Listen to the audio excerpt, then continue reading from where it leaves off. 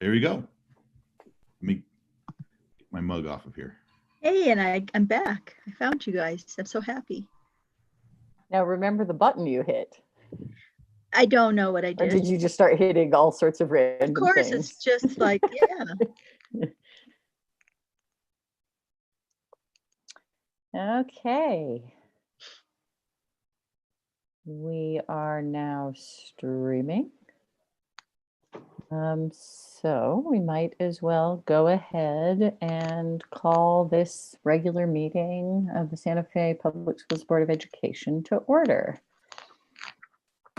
We'll start off with roll call. Vice President Price is excused. Secretary Garcia? Here, present. You sure? Yes. Good. Dr. Gonzalez?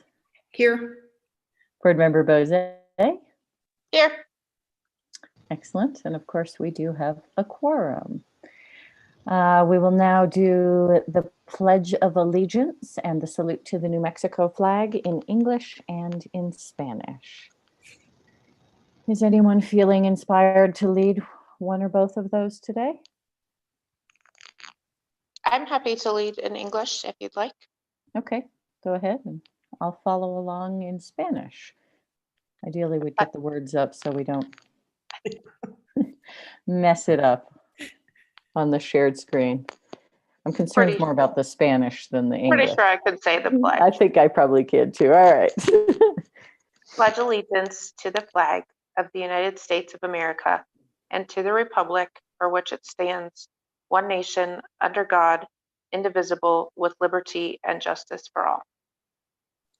Juro fidelidad a la bandera de los Estados Unidos de América y a la república que representa una nación bajo Dios, indivisible, con libertad y justicia para todos. I salute the flag of the state of New Mexico, the Zia symbol of perfect friendship among united cultures.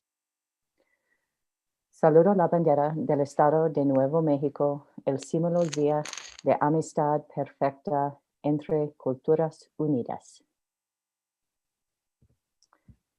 And the acknowledgement of tribal land. Go ahead.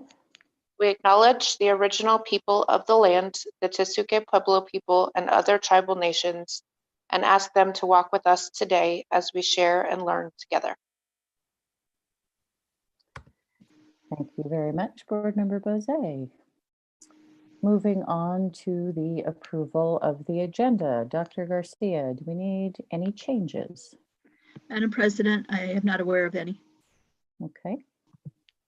Is there a motion to approve the agenda? I move approval of the agenda. I second. Thank you, Dr. Gonzalez. Board Member Bose, we'll do a roll call vote. Secretary Garcia? Yes. Dr. Gonzalez? Yes. Board Member Bose? Yes. And the president votes yes. We have approved the agenda. Moving on to Roman numeral number 2, executive session. Secretary Garcia. Yes. Madam President, I'd like to take the Board of Education into item number 2, executive session with collective bargaining, and make that as a motion. A second. Okay, thank you, Dr. Gonzalez. And we'll do a roll call vote. Secretary Garcia, Yes. Dr. Gonzalez, Yes. Board Member Bose, Yes. and the president votes yes.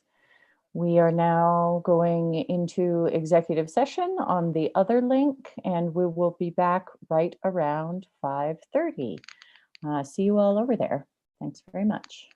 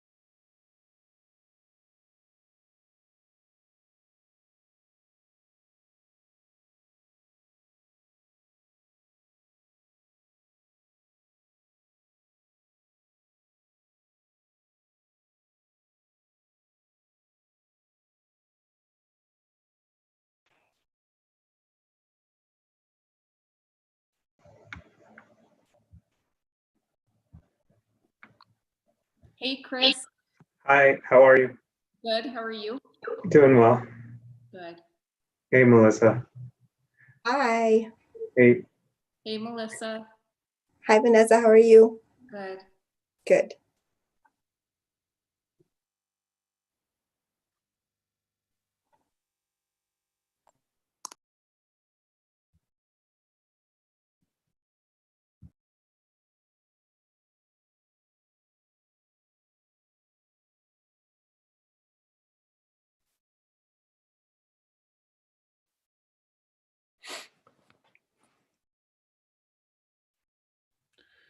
Just to remind folks, we're recording.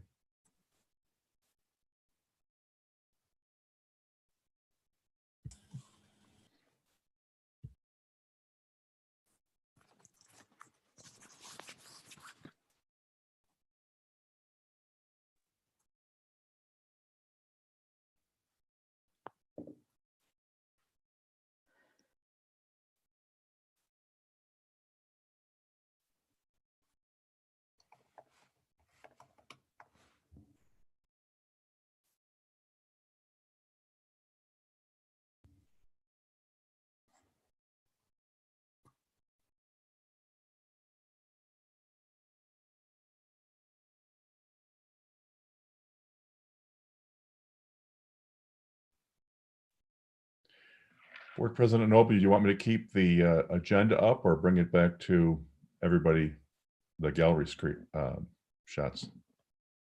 You can keep the agenda up. I think that's fine. Thank you. Looks like I can't find Rudy or Sarah at this stage. So when they join, we'll come back.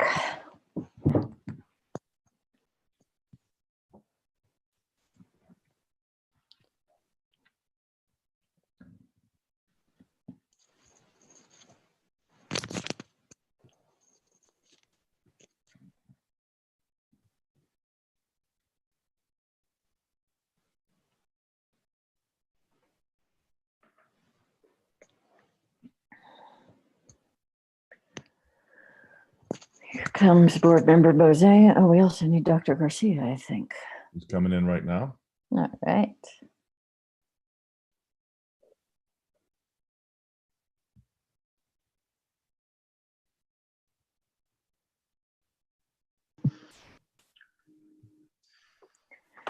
Here's Dr. Garcia. Hello, Hello. I'm Melissa Kovac. How are you? I'm doing well. How are you, Dr. Garcia? How are you enjoying your assistant principalship? It's been a fun ride so far. It'll be more fun when you get to have the kids in person. Huh? Absolutely. Yeah, I'm missing that part of it for sure.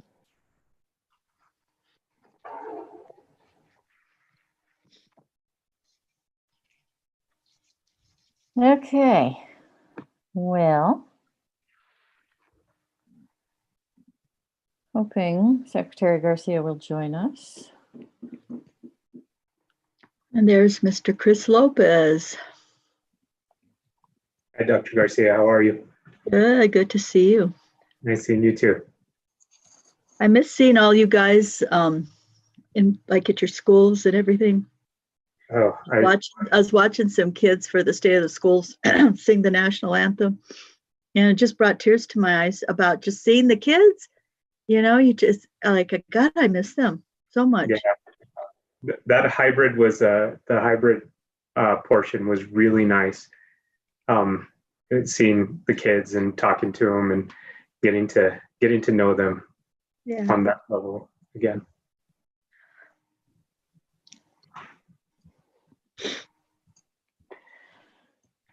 Well, I think we should probably go ahead. is. Oh, is he coming in? Excellent. Thank you, Dr. Ryan. And look, Mr. Lopez, can you see it's probably backwards, mask? I love those masks. Favorite one. Yeah, that's mine is my favorite too. Those are awesome. Is that the Gonzalez Lobo mask? Yeah. You Yep. see the little Lobo footprint? Oh, that's lost- cute. I didn't even notice I've lost one of the little paw prints, but it's still a good mask, you know, it fits nicely. It's a sign of how much you love it that it's missing a paw print It's already. true, actually, because it's, you know, Like going the Velveteen Rabbit, right, Miss Bose? Exactly. All right. Do we have Rudy? I see his name. Yay. Yes, I'm here. Marvelous. Do you want to bring us back? I'm just eating some green chili. It's hot, very hot. Okay, well, we'll listen to you sniffle and cry over your chili. Would you want to go ahead and bring us back from executive session? Madam President, I'd like to take the Board of Education out of, I believe it's item 3, executive session, where we actually talked about what was on the agenda and no action was taken. What's a motion? I will second that. Thank you, Board Member Bose. We'll go ahead and do a roll call vote. Secretary Garcia, Yes. Dr. Gonzalez, Yes. Board Member Bose, Yes. and the President votes yes. We are back in the regular session. Now we're moving on to Roman numeral 3 on the agenda, the introduction of our interpreter. Dr. Garcia. Thank you, Madam President, members of the board. Para servicio de traducción en español, marque 701-802-5152, número de acceso 4277932#. Por favor, mantenga su teléfono en silencio durante la traducción. Gracias. Thank you very much. And now we have the part of the agenda that has become a lifeline for many of us, and not being able to go into schools. But that doesn't mean we can't still showcase some of the cool stuff going on. So we have the school board showcase, starting with Mandela International Magnet School Orchestra. Dr. Garcia. Yes, thank you, Madam President. Ms. April Pickrell, are you on to introduce this performance? She's here. Yes. Welcome. I'm here, yes. Tonight, I present the Mandela Orchestra. Carla Cantupas, the orchestra director, has taught string orchestra in the district since 2010. She is also a professional violinist with the Santa Fe Symphony and Santa Fe Pro Musica Chamber Orchestra, among other ensembles. She is very proud to present 3 of her students this evening from the IB music program at Mandela. Jackie and Joey are 9th graders who love to perform together. They both were accepted into the 2021 All-State Orchestra, which is taking place virtually this year. Santiago Perez is a talented multi-instrumentalist who performs mariachi, classical, and contemporary pop music. He is a senior who was just awarded the coveted Davis Scholarship that will cover his full tuition and all expenses to attend college. Please enjoy. Oh, I'm not able to share my screen.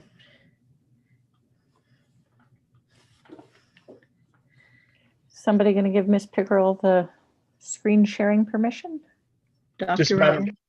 Madam President, really quick, I'd just like to thank the 2 students for doing an excellent job. That's awesome. So hopefully they're tuned in, and so I say Aging congratulations. Dr. Ryan. No luck yet. Right. Well, I just hope Dr. Ryan is available, because he's the only one that has a permission to. Yes, to do Dr. that. Garcia, I'm looking to see what the problem is. I'm sorry, I She was on needs mute. to be able to share her screen.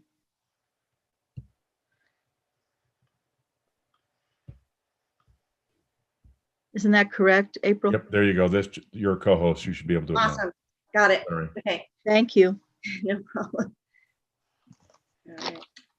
Share. Do we got it? Yep, we're good. Okay. Got it.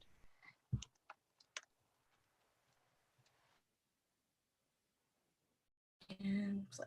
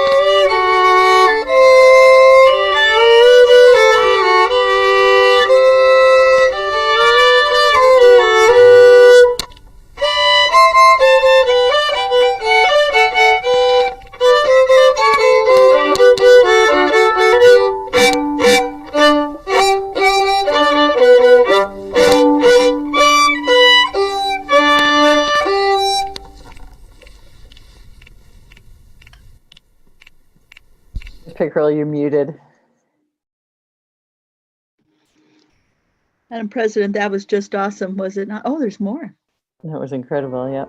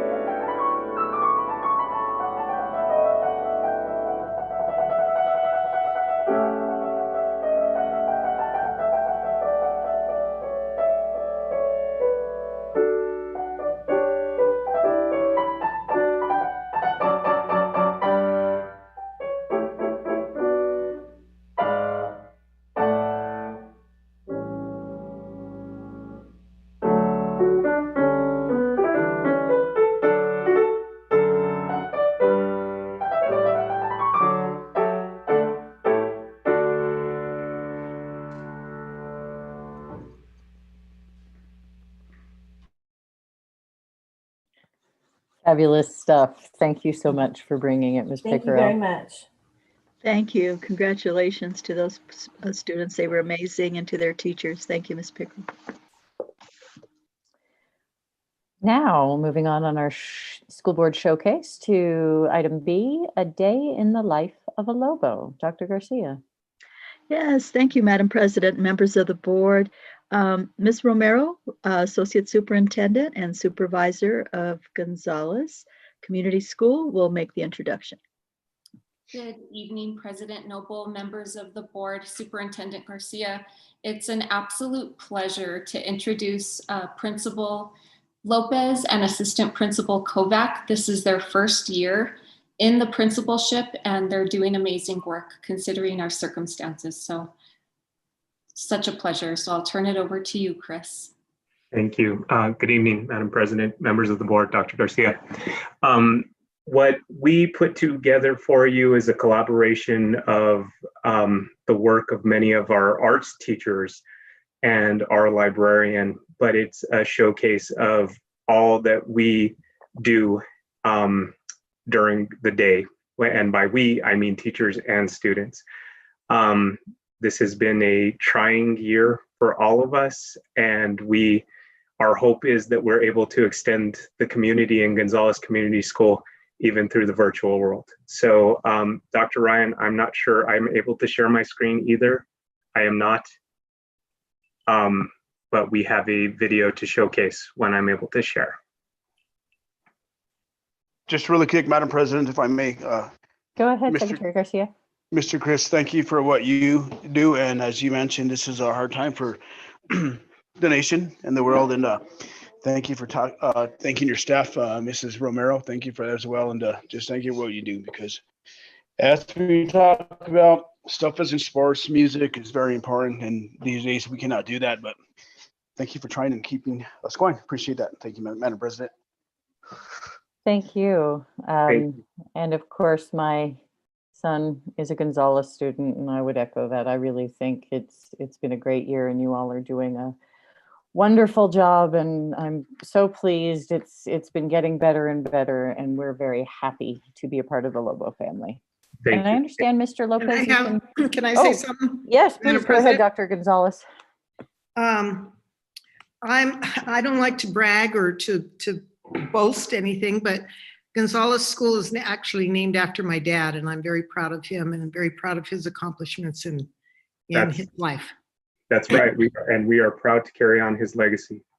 Dr. Gonzalez said that's very awesome that you brought that up. You should brag about that, because that's totally cool. Totally, honestly. Good job. Thank you. I was talking about that earlier today, Dr. Gonzalez, and it really is incredibly cool. Yeah, when I saw that the Lobos, you were going to talk about the Lobos, I was really excited. So thank you. We are very, very proud to be Lobos. Okay, I have screen sharing capabilities. Please enjoy our presentation.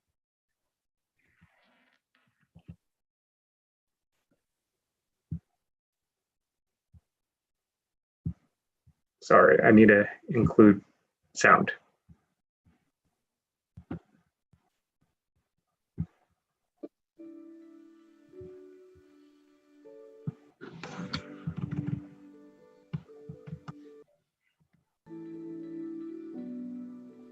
Solving. Problem solving. I'm going to read the directions and then I'm going to pick a teacher. Okay? So it says problem solving. I'm going to read the directions and then I'm going to pick a teacher. Okay?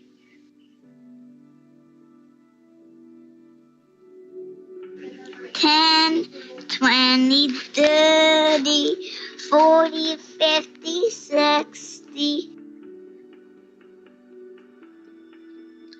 Hi, this is Abby, live, bringing you the weather for Philadelphia, Pennsylvania, this Wednesday till next. Hi, welcome to Weather World. I'm Reese Gunter, and I will be telling you your forecast for next 10 days for New York City. Hello, my name is Lily Lopez, and today we're talking about the weather in Parker, Arizona. If you're planning on going there, make sure you either have a place to swim, a great air conditioner, or you're just immune to the heat. Suggest you use this more recent setup zone of 25 to 25-20, unless you want to risk following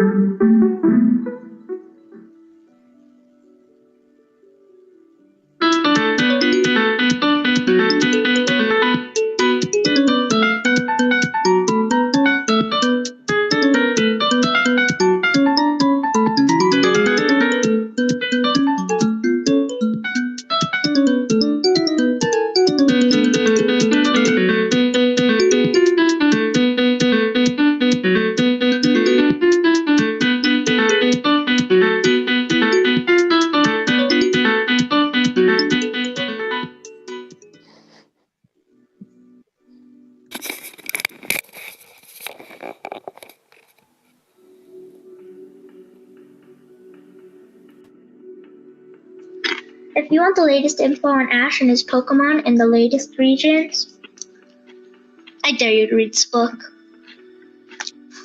Hi, I'm Rex and I'm reading Charlotte's Web. I'm on the 3rd chapter so far. And they're trying to kill Wilbur because he was smaller than all the other pigs that were born.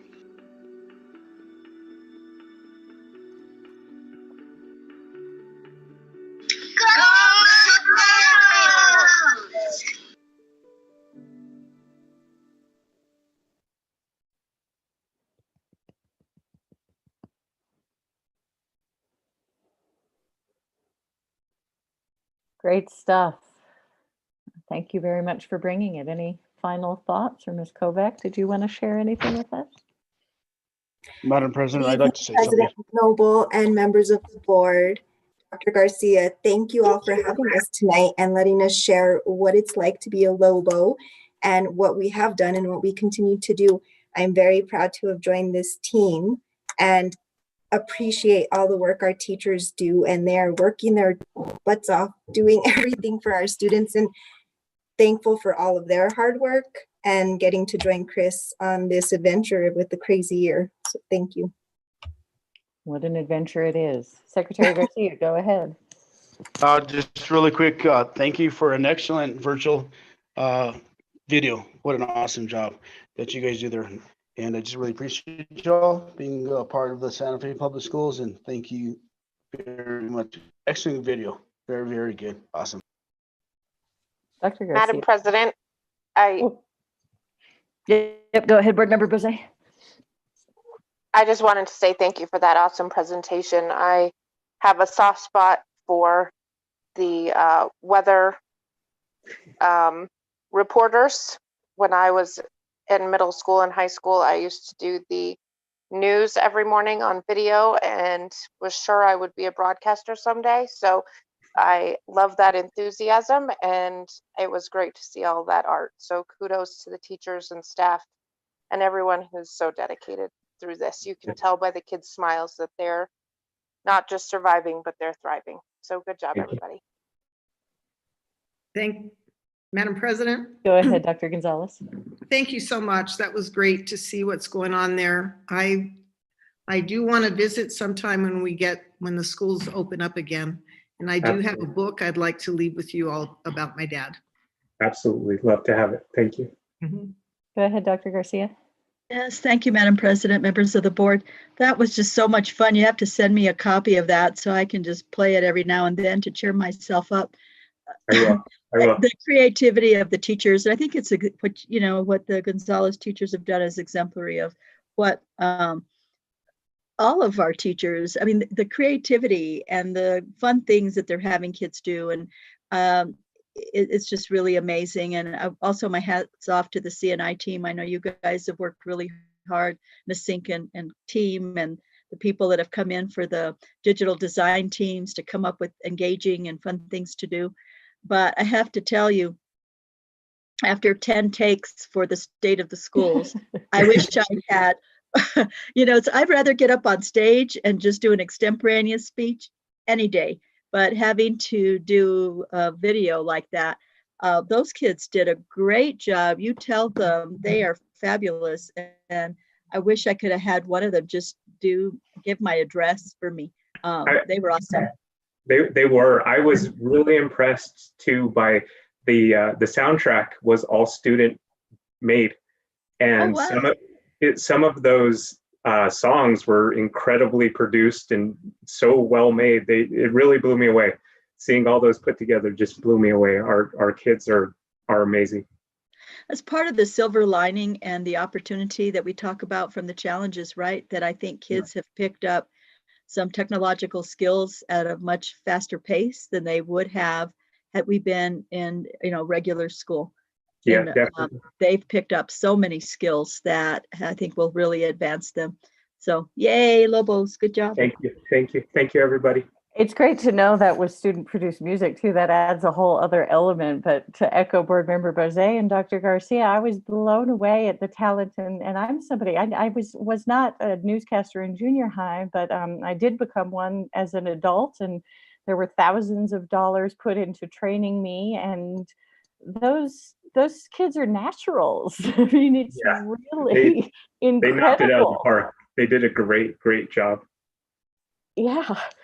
So anybody who, I mean, to come across with that level of comfort and charisma and just ease is so not easy. And maybe that is a skill, to your point, Dr. Garcia, that we're building on Zoom and being more comfortable. But I'm not sure. I think that's just talent in those kids.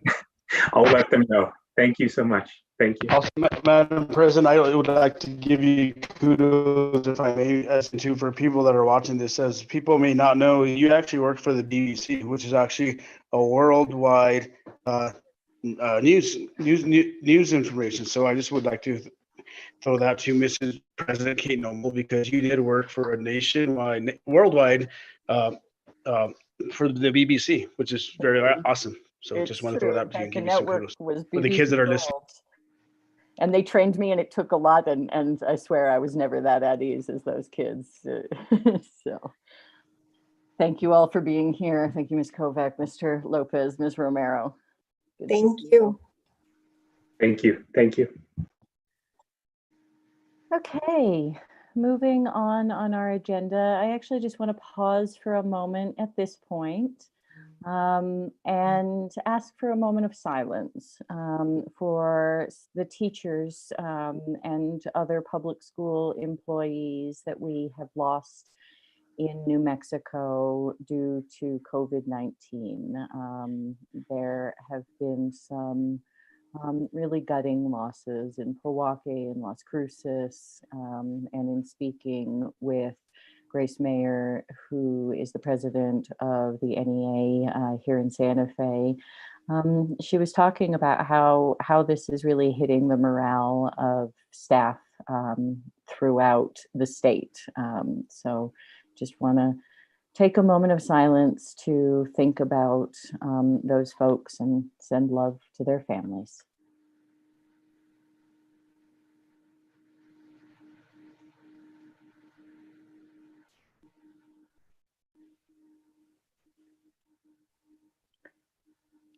Thank you all very much.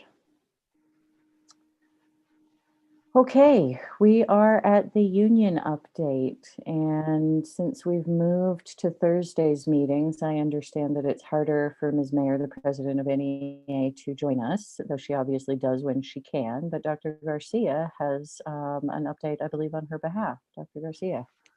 Thank you, Madam President and members of the board. On behalf of Grace Mayer, president of NEA Santa Fe, she would like me to share with you that the executive committee, on behalf of the membership, has contributed $1,000 to Adelante. Adelante is a program in the Santa Fe Public Schools that supports homeless children and their families. So thank you, NEA Santa Fe, for thinking of these most vulnerable children in these difficult times. And that is the union update. Short and sweet. Thank you, Dr. Garcia. My pleasure. Okay, we are now on to item 6 on our agenda, public forum. Dr. Garcia, do we have any emails from the public today? I believe we do tonight, Madam President, members of the board. I'm going to turn this over to our media specialist and public information officer, Mr. Cody Donarski. Good evening, board president, members of the board, Superintendent Garcia. There are 4 people signed up for public comment tonight. Rules for public forum. Please listen and speak with respect. No uncivil conduct will be permitted. Please do not discuss any specific student who is not your own. No sharing of time. Self-monitor and observe the 3-minute time limit. I will give you a 30-second warning when your time is almost up. Public commentary and dialogue is allowed only during the public forum, not throughout the meeting. Please search for answers on common ground. You may speak on any topic, whether it is on the agenda or not. Your input will be taken into consideration. Please be advised that the board may discuss your issue during the meeting, but by law, the board cannot take action on items that are not on the agenda. Please do not discuss employee matters which may result in disciplinary action. Instead, notify the employee's supervisor, the Human Resources Department, or the superintendent. This first comment is from Brooke Turnquist. Teachers in the Santa Fe Public Schools this week received guidance on grading policies from Dr. Garcia as we prepare to finalize our grade books for the first semester. She valiantly urged us to exercise consideration during these challenging times when we assign grades to our students. I am calling upon Santa Fe Public Schools to take a more lasting and meaningful look at our grading system as we move into 2021. Our communities deserve better than the archaic 8 through F grading system that perpetuates racist policies and beliefs. Traditional letter and number grades are neither humane nor accurate. If we can call a 0 now 50% or an incomplete, can't we change our whole system or definitions and ways of communicating a student's progress? Isn't now the time for new definitions, a time to reject the old ways and imagine new possibilities? Isn't that what the people are hungry for and will eventually demand? In many colleges, students can earn credit for a course even if no grade is attached to the course. Portfolios, student-led conferences, narrative progress reports, regular phone calls to families, just to name a few ideas to replace our old systems for communicating progress. Let us make a new language to describe children.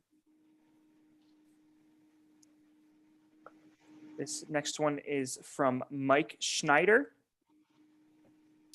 Superintendent Garcia and Santa Fe Public School Board members, I respectfully urge you to safely bring back all district students desiring to return to the classroom in the 2021 spring semester when Santa Fe County meets all applicable gating criteria required by the Public Education Department.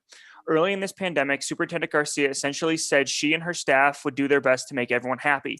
Happiness levels are quite low for many students, the primary stakeholder of the public education system, who have endured remote learning for almost a full academic year. The statistics do not lie, as many kids are completely disconnected from the learning environment, others are failing, and many are miserable, locked to their Chromebooks in a sedentary manner for hours on end. We talk frequently about the risk of in-person learning in a pandemic environment, but little about the risks of online learning. Why is an in-person education not an essential service in our state and school district? Bringing students back into the classroom provides an untapped opportunity to mitigate COVID-19 cases in our state and get students moving again. The 20 through 50 year age range, see NMDOH COVID-19 public dashboard, is the predominant category of people testing positive for COVID-19 in New Mexico. Social distancing, wearing masks, and practicing good hygiene would be required at school. These measures and practices can be shared with parents and extended families by students, as it will become a matter of routine for them at school. Awareness is the first step in behavioral changes, and I cannot think of a better messenger than a parent's child. Furthermore, the school environment is more active and dynamic, which facilitates neuromuscular development and stimulates the immune system, both of which are largely suppressed by the static environment of online learning. Active adults realize the value of intermittent movement throughout the day and how it stimulates creativity and problem solving at home and work. The same principles apply to students. Essential businesses and other entities open during the pandemic continue to evolve, adopt best practices, and follow CDC guidance to keep employees and consumers safe, as most of us have experienced. Santa Fe Public Schools has done this as well by continuing the delivery of meals to families of need during the pandemic, having the ancillary benefit of keeping some cafeteria and bus staff employed. This same level of innovation is needed to bring back teachers, staff, and most importantly, students to their classrooms. We all agree an in-person education provides the best opportunity for connecting with students in a meaningful manner. Inaction heavily discounts the physical, social, and emotional well-being of our children, who are likely the most vulnerable to suffer long-term consequences from this pandemic. We can and need to do more for the children of our community when the opportunity arises to do so again.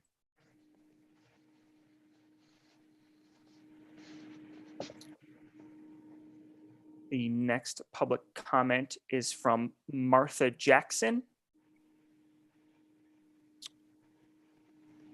To Superintendent Garcia and the Santa Fe Public School Board members, during this pandemic, schools should be the last thing to close and the first thing to open. I strongly urge you all to do whatever is necessary to bring any students into the classroom who want to be there at the earliest possible time. Our children are suffering academically, socially, and emotionally without access to real school. In the late spring, I wrote a letter to the New Mexico Public Education Department, the governor, Superintendent Garcia, and Sarah Bozis, my school board representative, outlining what the continuation of online school would mean for my family. Everything that I outlined in that letter has come to pass. I have had to scale back at work and have only been able to keep my job thanks to the grace of my supervisor and the extra work my colleagues have taken on. I am now contributing less income to my household. My career is suffering, and the tax on women and motherhood affects me and will have a lasting impact far beyond this pandemic. I've had to pull my 3 students out of SFPS to homeschool. This was a choice I did not want to make, but we barely lasted through the first quarter, thinking in October we would have relief with kids going back in the hybrid model. For ideological reasons, I did not want to withdraw them from our public school system. I believe in public schools. Unfortunately, my 3 kids all foundered in online school. They learned and retained almost nothing. Meanwhile, they were miserable on screen for hours a day. My second grader can sit still at a screen for about 30 minutes. He had an hour-plus long math lesson daily, and in the end, had not even learned the lesson to do the additional homework assigned to him for the same exact topic. My 4th grader, formerly a straight A student testing at 98th percentile for reading, would not and could not complete almost any assignment in any subject. Without the positive peer pressure of a classroom setting, she was not motivated to do school, and before our eyes transformed from a cheerful, bright little girl to a sullen and unhappy version of herself. My 6th grader, who used to love school, was similarly disenchanted with the whole idea and lacked the patience or motivation to put up with what little learning school had to offer for the non-existent payoff. Essentially, online school has stripped any enjoyable part of school and retained only the worst of what school is. There's no joy of learning, no benefits of socialization. This is not an effort to denigrate the efforts of our wonderful teachers or staff, whom for the most part I have observed doing their best in the circumstances. After the spring of online school, the whole system was universally regarded as a failure by everyone everywhere. So why are we pretending that it can work? This is not about the teachers or the devices or best practices. This is about trying to make a system that does not work. The school should be the last thing to close and first thing to open. Our government, that means you as superintendent and school board, has a moral and legal obligation to provide its children with an education. You are not presently doing that. And that is 3 minutes.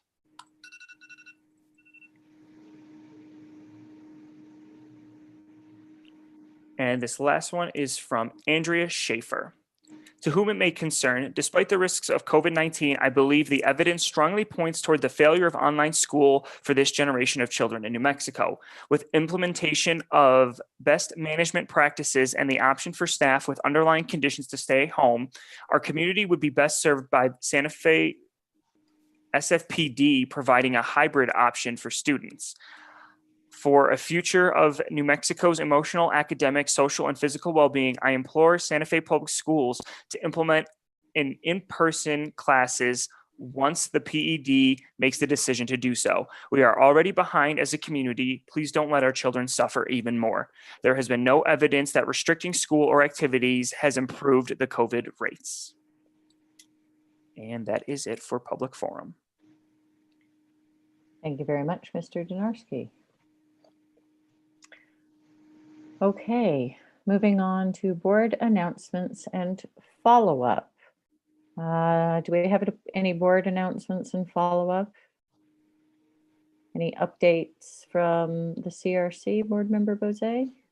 Yes, Madam President, I'd be happy to give you an update. At our last CRC meeting, the committee completed the work that they have done tirelessly and diligently for the last 7 or 8 months, working with the facility master plan and preparing the recommendations that they will bring to the board regarding the 2021 GO bond. So I anticipate that that will be put on the schedule sometime in January at your pleasure, of course. And I think you will find that they have done really valuable and important work in tough circumstances. I think doing all of this committee work virtually instead of around a table was challenging for this sort of work, and they managed to succeed and overcome lots of struggles. And so kudos to that committee, and I look forward to the board discussion when they present their priorities next month. Thank you very much. Yeah, our huge thanks to the members of the CRC committee and the staff for all that hard work. And it's so much easier if you can pass around maps and lists and site plans and all the things, I'm sure, but not this year, turns out. And I don't know if you want to say anything about the audit committee, Dr. Gonzalez. I was just going to say we haven't actually met since before the last meeting, but we did complete the audit. Madam President, that would be about all I would say. We haven't met since we met for our last meeting, and we did complete the audit. So that's where we're at, the audit committee. Yeah. Any other board announcements? Madam President, this is Rudy. Go ahead, Secretary Rudy. Just really quick. I'd like to thank the CRC. I sat on that committee for like, I think 10, 12 years on that committee. And it takes a lot of knowledge and figuring out what the system needs for capital outlay projects. And just would like to thank the committee and what they do. And because it takes a lot of stuff to work into the system. So I just want to thank them all. And there's a lot of knowledge on that committee, anywhere from attorneys, project managers, architects, and so on, real estate agents. That's a very diverse committee. It's very good that we're lucky to have those people there. But thank you guys. Totally. Thank you. Okay, on to superintendent announcements and follow-up. Dr. Garcia. Thank you, Madam President and members of the board. While I read this, I wanted to ask Dr. Ryan if Ms. Garrity and her new assistant, Ms. Anderson, are on as presenters so we can, at least the board can see them. There they are. Terrific. Okay. So I'd like to introduce our interim new principal at Nino Otero Community School, Tricia Garrity. She has been named interim. Her appointment follows the resignation of Principal Dr. Angelia Moore, who has accepted a position outside of the Santa Fe Public Schools. We will greatly miss Dr. Moore and wish her all the best. Ms. Garrity, who has served as assistant principal at Nino Otero for the past 2.5 years, will assume the position on January 1st. Ms. Mia Anderson, who has worked at Nino Otero as a reading interventionist for students in grades K through 3, was named assistant principal. Having worked hand in hand with Dr. Moore, Ms. Garrity and Ms. Anderson will continue leading the Nino Otero Schools Community Transformational Journey towards excellence. Ms. Garrity is eminently qualified and brings critical experience, including service as a teacher leader and early childhood educator. She is also language appraisal team leader at Nino. She is a native Santa Fean and a product of the Santa Fe Public Schools and has been in education for 15 years. Prior to joining Nino Otero, she was a teacher at Sweeney and at Kearney. She has presented at La Cosecha Dual Language Conference and the New Mexico Association for Bilingual Education, and is a firm believer in building community by creating and maintaining a positive culture and relationship. Ms. Garrity is pursuing a PhD in instructional leadership. Both are here tonight to say hello. So welcome, and we're so happy to have you as a part of the team. If you'd like to just say a couple of words. Sure. Thank you, Madam President, Noble, members of the board, Dr. Garcia. I'm just thrilled to begin this new role as interim principal. Mia Anderson and I are really proud to be part of this incredible school. Nino Otero is a great community of learners and teachers, and we worked really hard to build positive culture. We're a collaborative team, and I look forward to continuing the important work that Dr. Moore has started and continue to keep that in place. During this pandemic, our hearts are with the kids and families, and we do everything in our power to make sure that they're learning every day. My lifelong dream is to serve kids, and in this capacity, I'm able to live that dream and do the best I can for our students in our community. And I just want to thank you all for your support, and I know that I'm dedicated to this community, and to finishing off the year strong. So go Mustangs. Thank you. Ms. Anderson, a few words?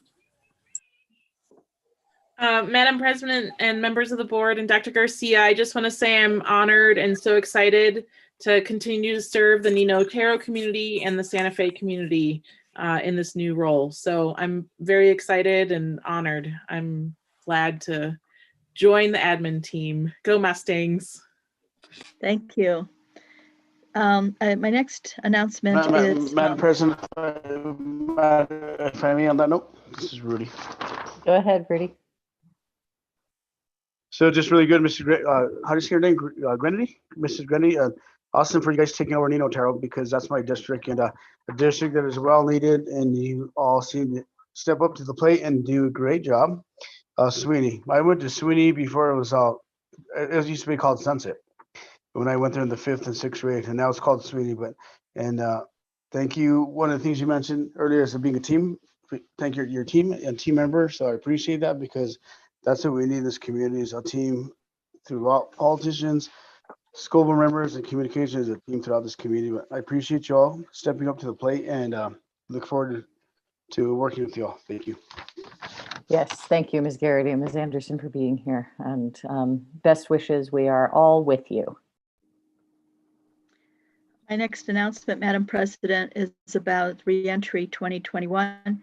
As I've stated, that I believe it's January 8th, where I will see where we are with the gating criteria and where Santa Fe County is, to see if we can resume voluntary hybrid.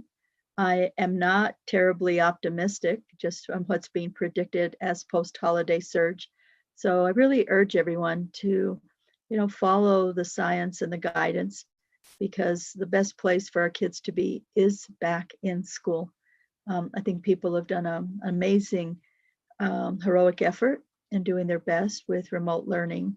But just like there's no place like home, there's no place like school. And we want to get the kids back just as much as a community does, but we want to do it safely. So we are excited to announce that the following Santa Fe Public School students earned chairs in the 2021 New Mexico Music Educators Association All-State after auditioning with students from across the state. And we have quite a number of them, but it is such a big deal. And I hope you will bear with me as I announce them and their teachers. Normally we would have them here in the audience. So I will go as quickly as I can. Nicholas Atkins for trombone, Santa Fe High. Todd Miller.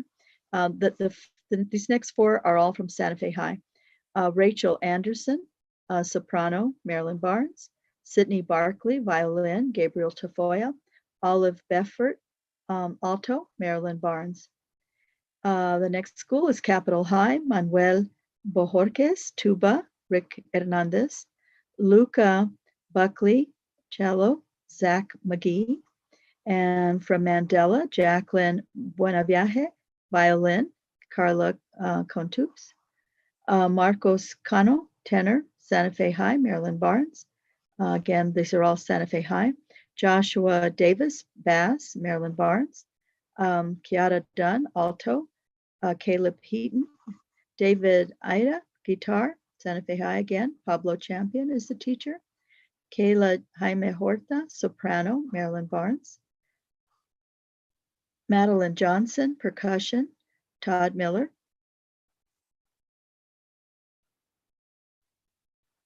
Evan Lewis, bass, Marilyn Barnes. Michael Levis, baritone, Marilyn Barnes. Crystal Madrid, guitar, Pablo Champion. Owen Margaret Verrett, bass, Marilyn Barnes. David Devan Montoya de Chavez, percussion, Todd Miller. Talia Morgana Roberts, soprano, Marilyn Barnes. From MIMS, Joey Matola, violin, Carla Contupes. Jack Nation, bass, Santa Fe High School, Gabriel Tafoya. Sadie O'Sullivan, violin, MIMS, Carla Contupes. Emily Pitburn, alto, Santa Fe High. Marilyn Barnes. Again, all these are all Santa Fe High. Marjorie Resendez, soprano, Marilyn Barnes. Joseph Romero, bass, Santa Fe High, Marilyn Barnes. Martin Ryer, tenor, Marilyn Barnes. Four more. Noah Snow, tenor, Santa Fe High, Marilyn Barnes.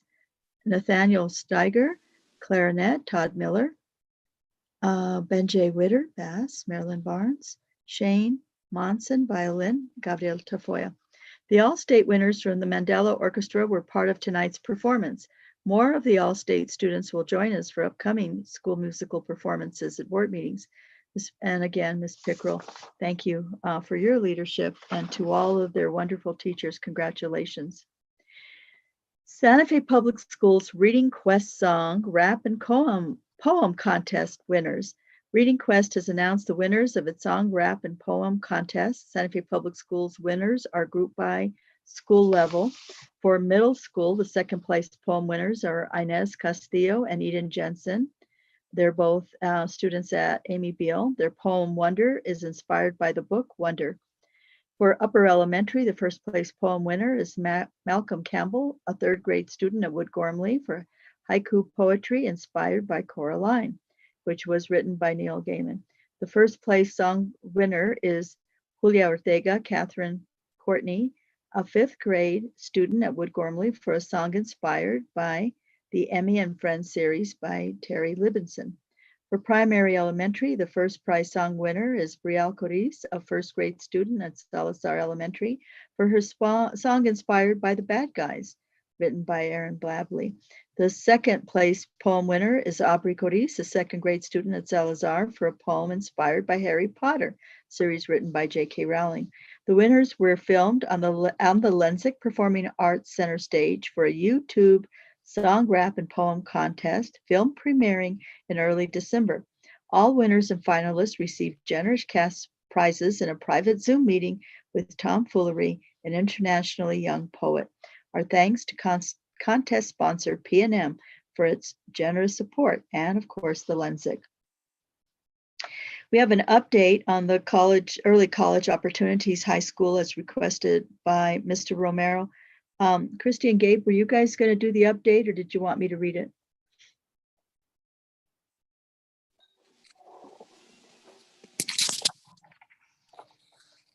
I'm able to read it if you'd like, Dr. Garcia. Yes, please. Okay. Early college opportunities update. So on November 2nd, 2020, there was partial and selective demolition of the existing VOTEC building began. All interior walls are being removed along with old mechanical, electrical, and plumbing systems, so we can begin reconstruction of the new main building, which will include flexible classrooms, a media center, breakout rooms, a commons area, and an administration building, and more. Construction drawings are at 90%, and soon we can begin the RFP process to select a qualified general contractor for the construction of the building. We expect to advertise for proposals in January of 2021. Thank you. Thank you, Mr. Romero. And Ms. Associate Superintendent Vanessa Romero is going to give a quick update on strategies to address engagement and grading practices. Ms. Romero. Madam President, I have a question. Go ahead, Secretary Garcia. So this is for Gabe. Mr. Romero, thank you for what you do. And so can we actually see those drawings and before we actually go out for proposal? And I'm sure that the CRC has seen those drawings and also has the local governing board of the school. Have they seen those drawings? And the principal? I would like to see those drawings before we go out to RFP, if possible. Thank you. Certainly, we've been working very closely with the principal, staff at the school, and other stakeholders as we move through the process of construction drawings. So at the appropriate time, when you wish, we'll be glad to share those with you. Thank you. So, Madam President, if I may, so Gabe, Mr. Romero, if you can actually, if you want to meet with me on personally or whatever we need to look at, I'm willing to meet with you just to look at those drawings and see what's happening. And then once again, who is the architect on that job? Baker.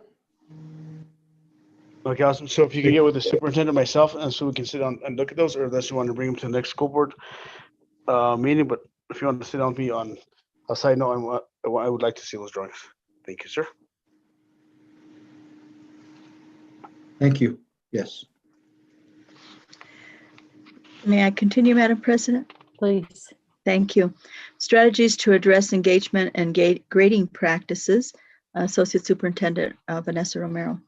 And good evening, President Noble, members of the board, Dr. Garcia. This is also in collaboration with Associate Superintendent Chavez.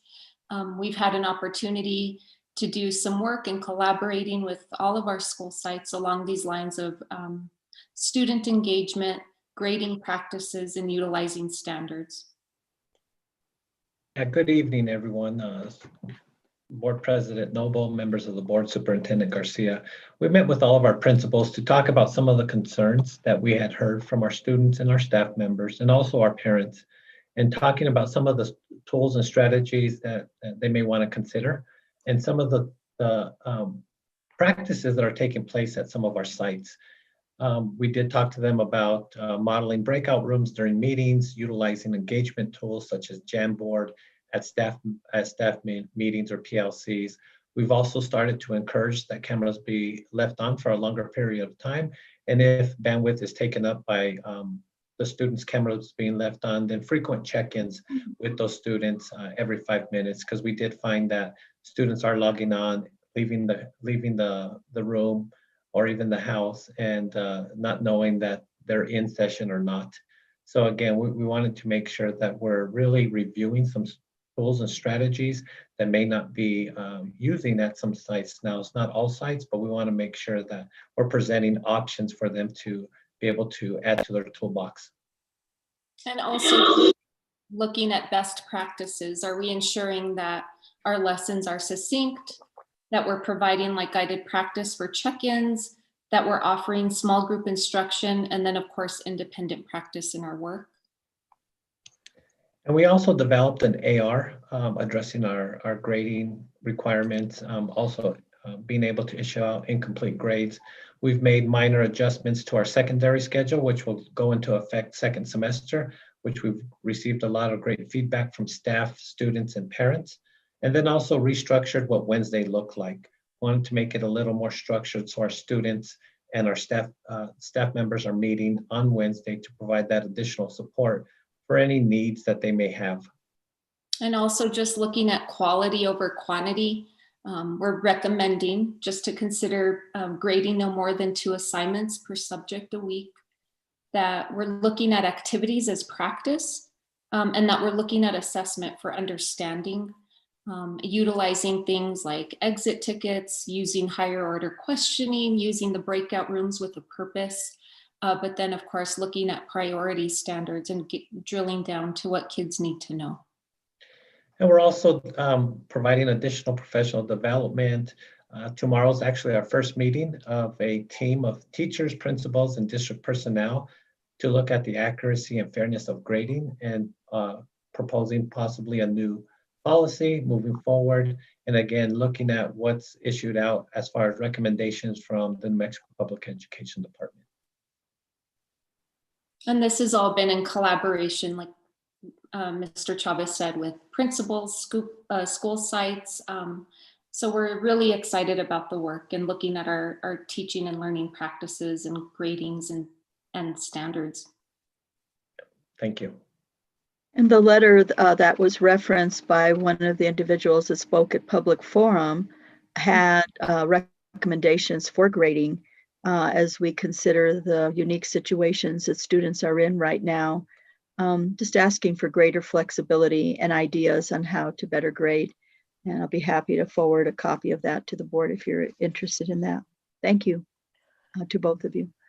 Thank you very much. If I may just comment on that, I really appreciate that you all are looking at this. As I'm certain you know, it's been a big deal for a lot of different folks. And I have had personally a great deal of outreach from families who say, I think I said this at a previous board meeting, but very often my kid was always a good student and now they're not doing so well.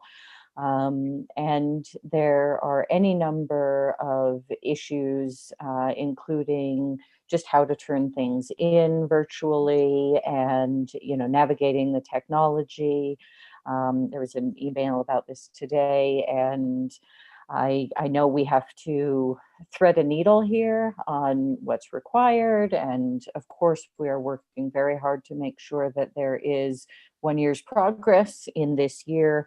But I do hope we are giving some kindness and flexibility as much as possible, because I would say probably 80 or 90% of the cases I've heard about are more technological or communication issues than academic issues. And it's really great that you are looking at how kids can be more engaged on the front end, and then how the grading works on the back end. So really appreciate that work, and it feels incredibly important right now. So thank you. And Board Member Bose. Me as well, Madam President. Okay, gotcha, Rudy. Thank you, Madam President, Dr. Garcia, members of the board. I just want to say thank you for spending some time looking into this and sharing the information with the public. And I'm also wondering, for those that are listening at home that might not know, can the staff please explain what NAR is? Because not everyone speaks public school lingo.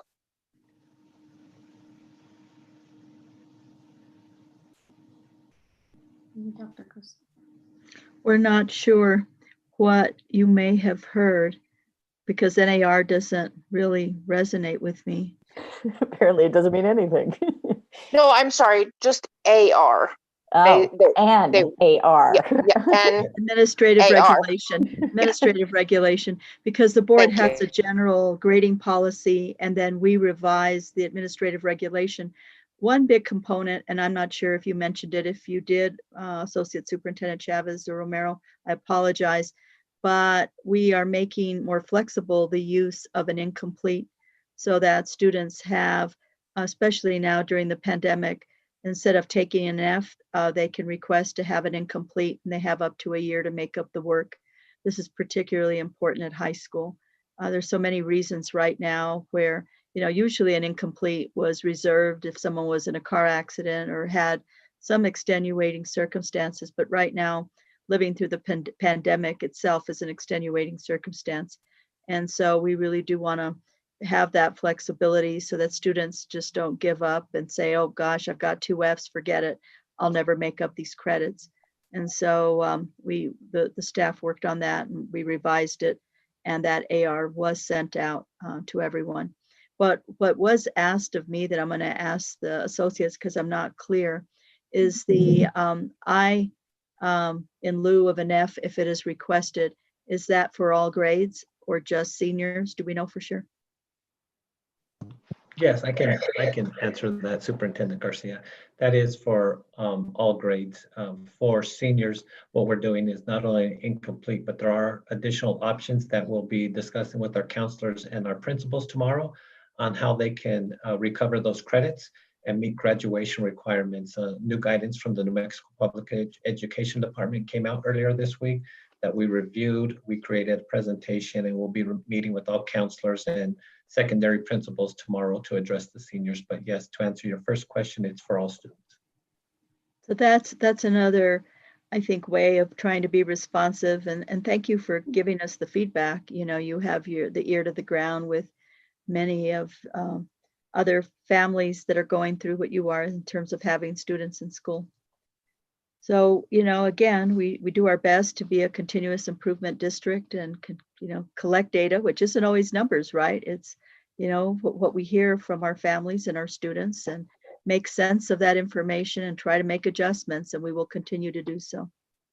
I'd Thank like you. to give I think kudos. Secretary Garcia Sorry. wanted You to are right. weigh Sorry. in. Go ahead, Secretary. So, Madam President, thank you. First of all, thank you, Mr. Chavez. As I is equal to all students, because I got a complaint from, not a complaint, a concern from a student parent today, as into they have an I in their art class, and I means a failure. So I appreciate that you guys are looking into this. You guys will meet on that tomorrow. And I would like to know, I saw APS was we're ahead of the curve, as into whenever I've seen this several times. Whenever a student's on the computer, they are actually not live. They log on and they take roll call, and okay, we're here, but yet they're watching whatever they're watching, whatever they watch, and they do whatever they do. So is there a way that we should actually, we want to see you live. We want to see live on the screen the whole time. Is that right or wrong? I don't know. That's something I would like to think about, because I've seen several students log on, we're here, and they're watching, doing whatever they want to do, which I get. I they can do 2 or 3 or 5, 10 things an hour. So just a concern that I have. So, but once again, the I for incomplete means F, failure. And I appreciate that you guys will meet on that tomorrow, because that's for all students, not just seniors, it's for all students.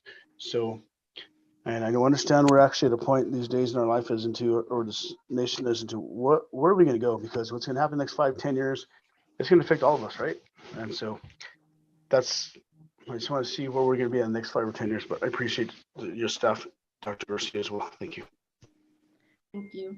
Madam President, on that point, I just want to clarify that the I is given in lieu of an F, so the student has time to make up that work and get a higher grade. So if I can move on. Please. I'd like to announce that Dr. Tom Ryan, our Chief Information Officer, was featured in a national journal, District Administrator, on the Santa Fe Public Schools remote learning response during the pandemic. Was featured in 2 articles in the District Administrator in November. Dr. Ryan shared the district's technology response during the pandemic and the importance of technology leaders in the educational landscape. He said, Santa Fe Public Schools, he said, smartly turned educational technology funds into tangible technology power.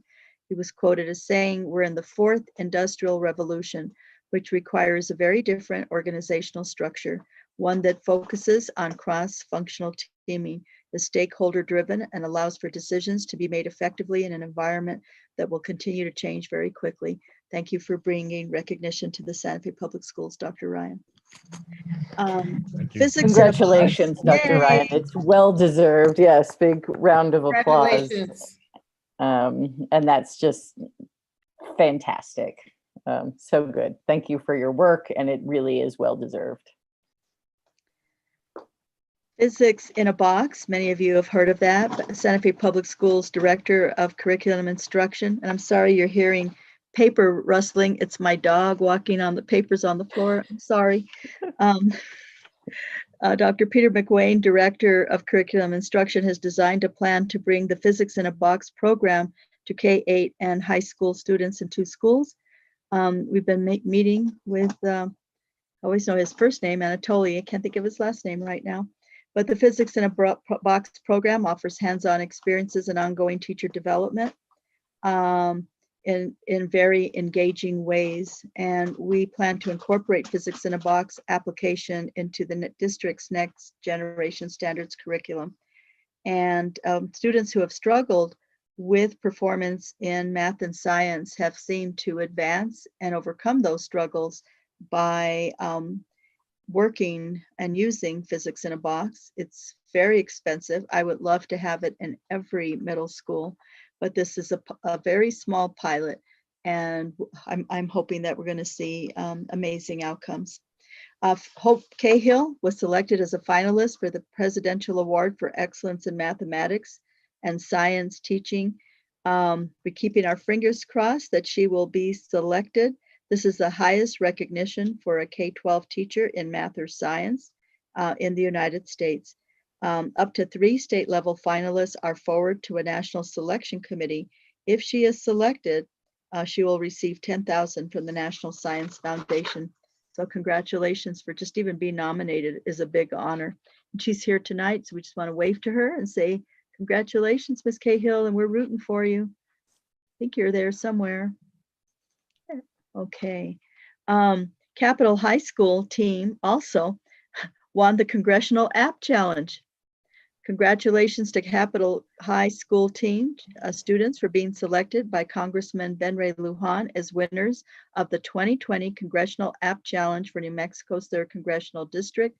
The team consists of students Zachariah Birch, Christopher Mendoza, Amy Navarrete Sosa, and Joshua Marie Tamara, and their mentor teacher, Barbara Tetrazis.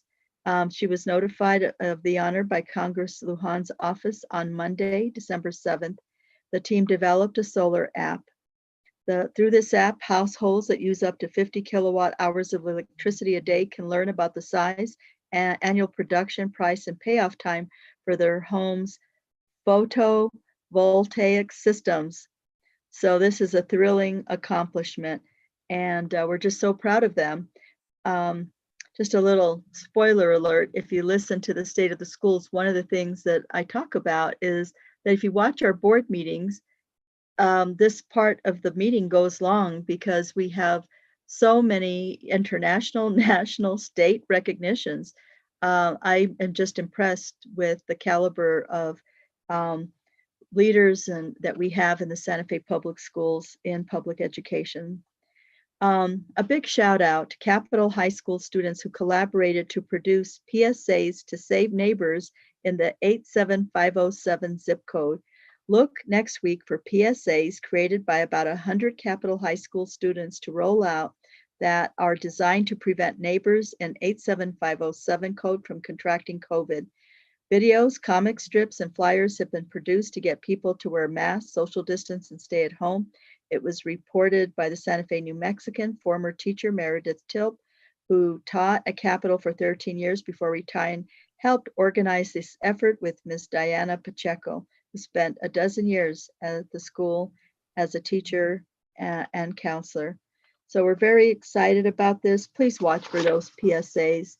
And lastly, beginning at 6 p.m. on December 11th, which is tomorrow, go to our website and you can watch the State of the Schools and anytime thereafter. So if you want to relax and have dinner and a libation and watch State of the Schools at 9 o'clock at night, you can, or on Saturday morning or whenever you like, but it goes live tomorrow on our website at 6 p.m. So please join us for State of the Schools.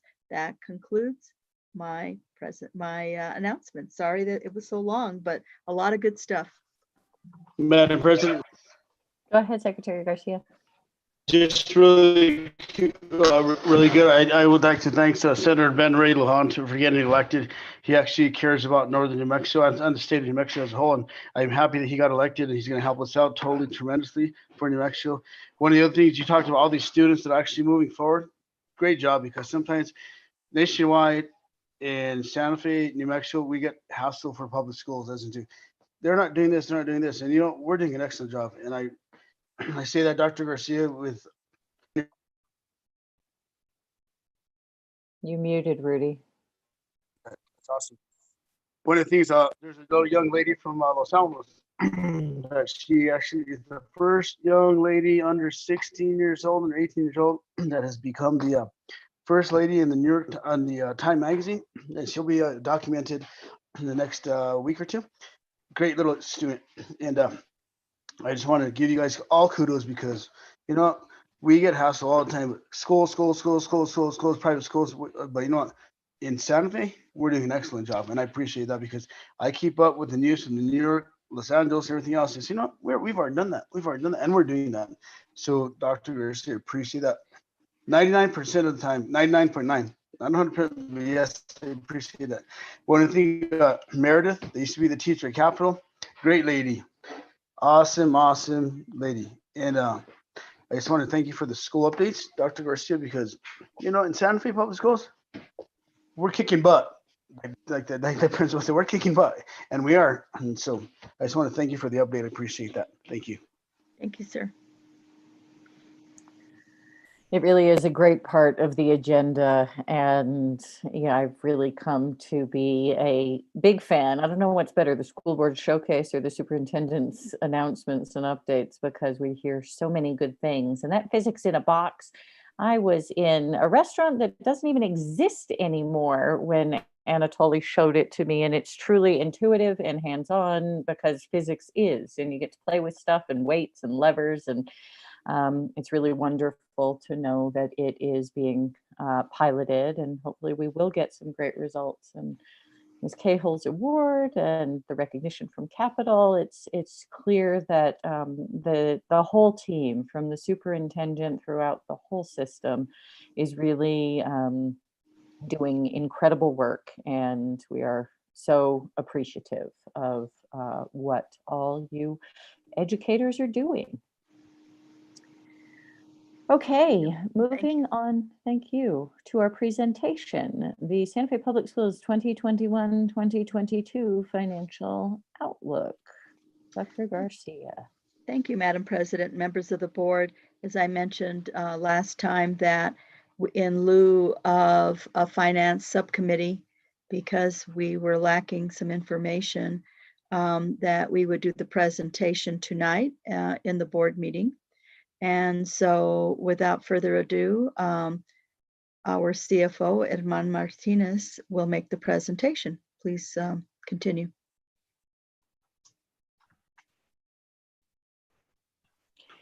And just as a, I'm sorry to interrupt you, Herman, right as you were getting going. Just as a note on process, it's probably good if we board members hold our questions to the end, because very often in these presentations, if there's a question on one slide, it's answered on the next or 2 slides later. So if that's all right with the board, let's please note a number on a slide if you need to, and we'll have our questions at the end of the presentation, please. Thank you, Madam President.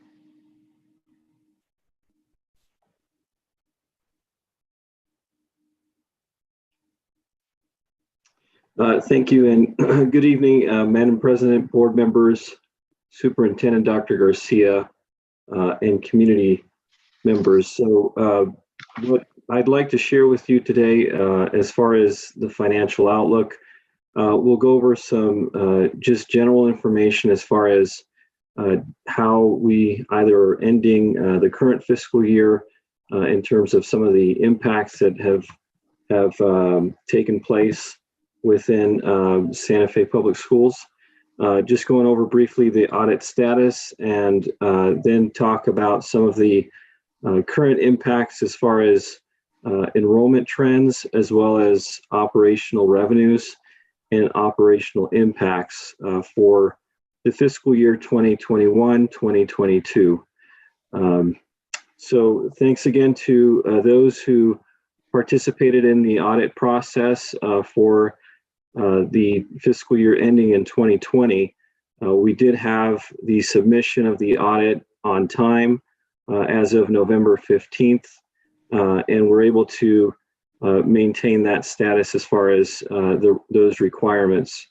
We anticipate that there have been some improvements as far as the district financials, and as well as some of the process for mitigating some of the risks. But we realize that there's always continued improvement that needs to take place within the district as far as the financials.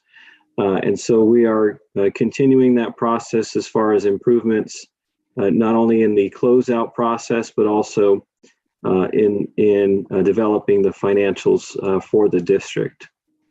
So we anticipate that there will be a release of the financial statements sometime in the third quarter, or between January and March of the next calendar year, once they are released from the Office of the State Auditor. Some of the impacts from the COVID-19 from 2019-2020, we realized some initial purchases of masks, hand sanitizers, and desk screens, which resulted in about $1.3 million in expenditures. During the current fiscal year, we've expended between $3.1 to $3.2 million for additional PPE, for plexiglass, sanitization services, as well as air purifiers. Most of these have all been expended through the mill levy funds. So we've been able to capture some of those expenditures through those fund sources. But we have realized some additional significant impacts, not only to just maintaining operations, but providing continual service through our national school lunch program. So from July through December of 2020, we are realizing an estimated 1.2 million in a funding gap, which we will be covering through the CARES Act. There is projected through the end of this fiscal year, though, June of 2021, to have an additional 1.4 million as potential decrease, or excuse me, potential funding gap for the National School Lunch Program. So we're obviously still needing to, determine how we can cover those costs and how we can maintain those services, school lunch program services, through the remainder of this fiscal year. Other budget impacts for this fiscal year that we realized was an allocation from the CARES Act funding of 2.6 million, which we are utilizing for not only some of these gaps as far as the National School Lunch Program, as well as utilizing them for some of our regular operational expenditures. There was a credit that was taken during the June special session of the New Mexico legislature. It was a sanding of about 1.2 million to our operational budget, which we realized as far as the CARES Act. Actually, it wasn't against the CARES Act, it was against the operational budget, Mr. Martinez. And just so the public knows, that 1.2 million should be in red, because it's not additional money, it was a credit taken against the operational budget. So just pretend you're seeing that number in red. I'm sorry, I didn't catch that.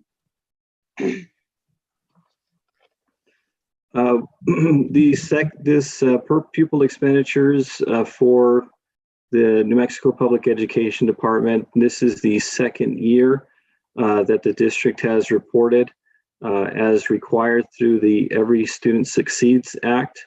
This was developed by the New Mexico Public Education Department to identify specific expenditures that would be that the districts or the local LEAs will be able to identify resource allocation as well as expenditures within the school district or within the local education agency.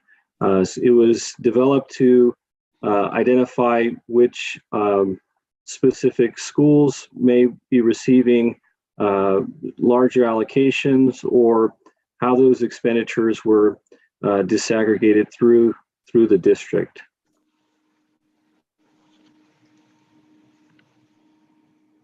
So this per pupil expenditures by site was rank ordered by the total PPE, or the total per pupil expenditures, which is weighted based off of the number of students per site. Each of these sites, as I mentioned, are rank ordered. So those that are at the top of this chart are the highest in terms of the per pupil expenditures. However, this just shows the total expenditures and doesn't provide a true story as far as how those expenditures were allocated to the sites. For some of the specific sites, for example, the Early College Opportunity High School may have larger equipment costs that were required for maintaining the program.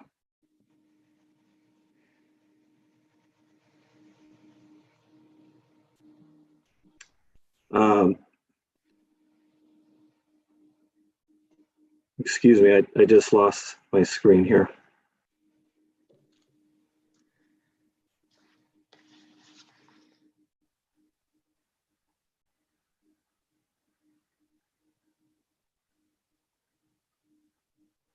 Are you able to see my screen?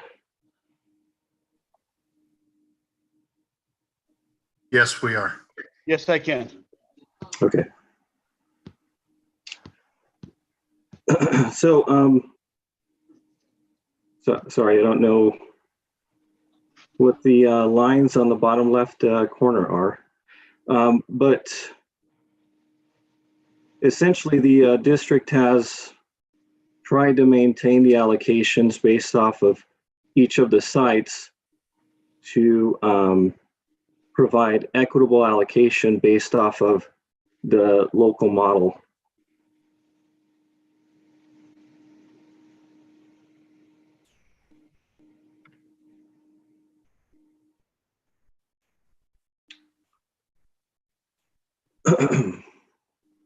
Going into the fiscal year 2020-2021, the district has realized some decrease as far as membership. There has been a decrease from the fiscal year 2020 through the fiscal year 2021 of about 569 students.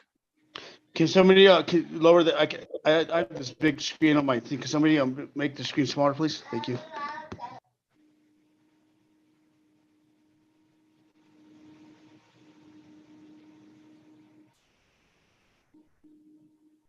I got it. Thank you.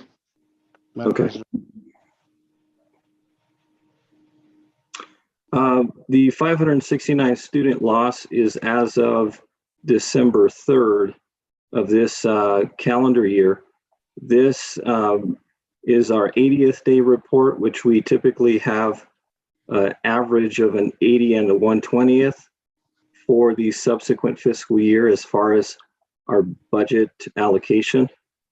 So this being, our first data point that we will use as far as what we may budget for the subsequent fiscal year.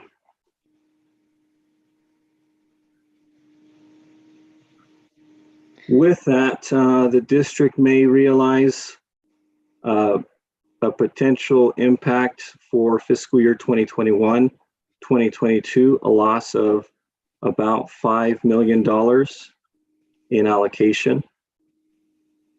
Again, this is based off of the 80th day enrollment and does not include any of the potential program membership impacts, which could be additional either losses or changes as far as funding.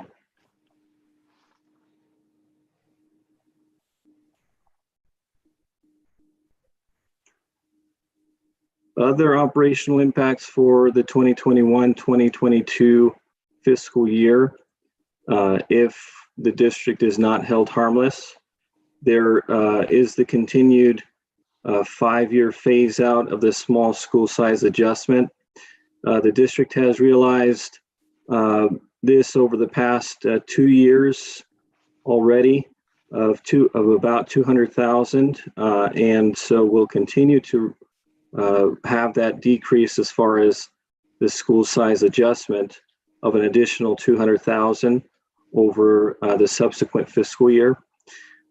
In addition, there is 900,000 that is projected as far as increase in employee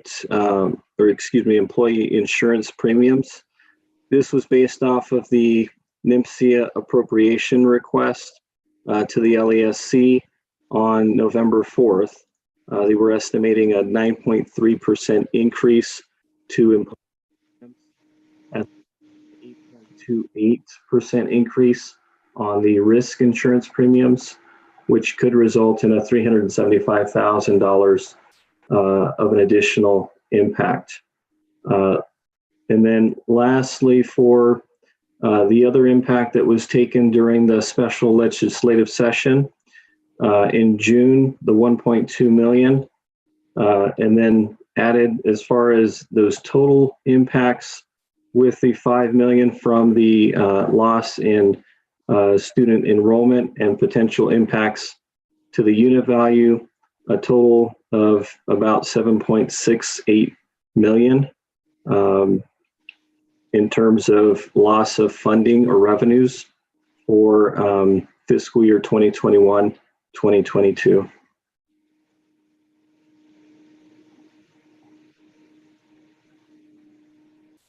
In terms of how the current revenue allocations or appropriations would be structured from the New Mexico legislature, for fiscal year 2020, the state ended with significant impacts due to the COVID-19, but maintained some of their reserves as far as what was set aside for years of famine, if you will.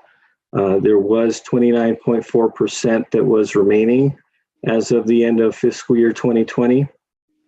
However, for fiscal year 2021, there is a potential loss of state revenues of about 857 million.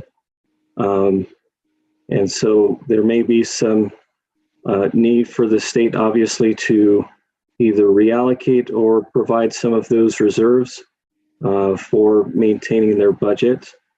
What was allocated or appropriated from the state as far as the SCG during the fiscal year or for the fiscal year 2021 was 3.15 billion as far as the SCG appropriation. And there have been some adjustments that were already made this fiscal year as far as the unit value, but we are still anticipating that there will be a final unit value that will be released sometime between January and February. For fiscal year 2022, the state does have a new projection that was developed as of recently from the consensus revenue estimating group of about 7.37 billion, potential growth of about 2 to 3% from the current fiscal year. However, the projections for the end of this fiscal year still remain conservative based off of the continued impacts from the pandemic. The PED did provide an initial request as far as the SCG for the appropriation of 3.174 billion, which would potentially hold harmless any of the current allocations for the state.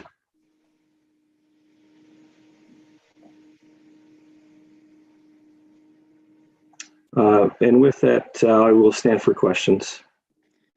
Madam President, members of the board, I just wanted to reiterate a few things. Those slides that you saw on per pupil expenditure, I went in depth with you. I think if you remember after that presentation that I made to the LFC last summer of how we address equity and looking at those rankings for schools and looking at,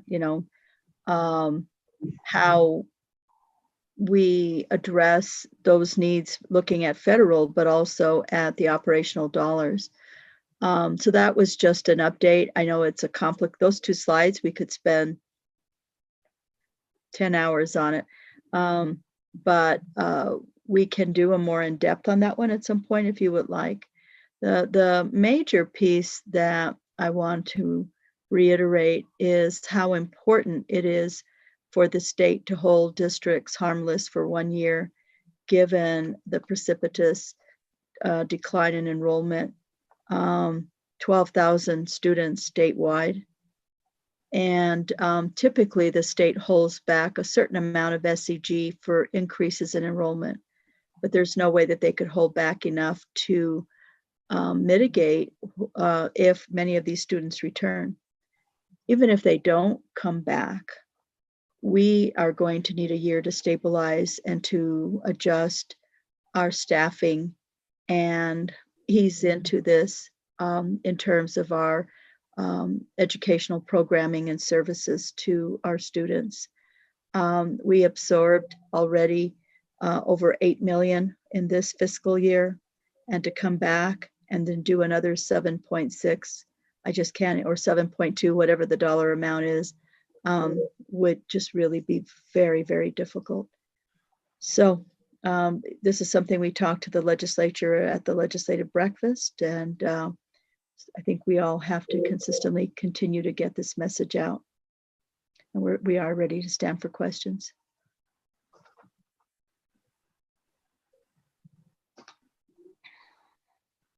Madam President.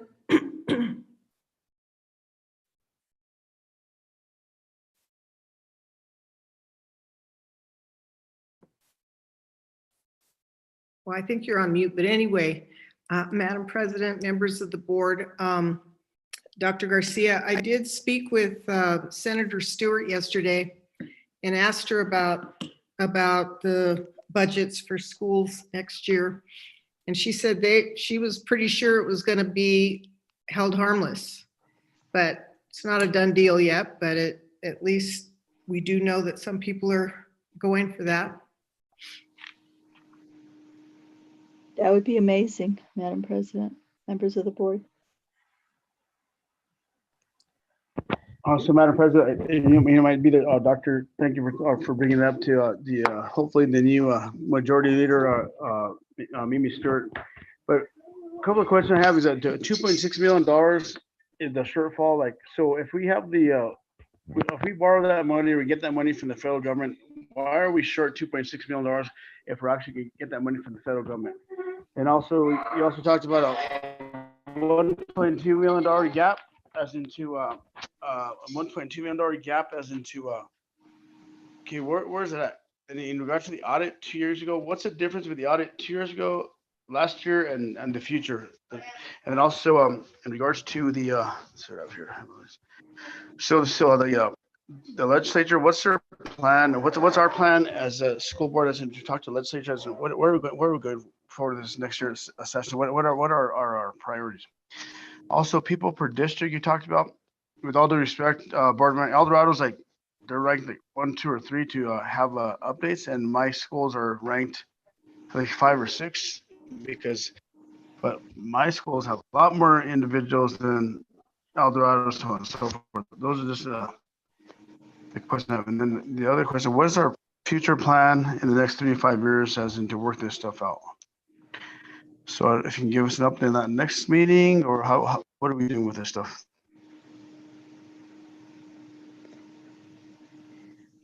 Madam President, can you help how you would like us to handle this? Yeah, Secretary Garcia, maybe you could do one question at a time and let Dr. Garcia respond. There was a lot in that.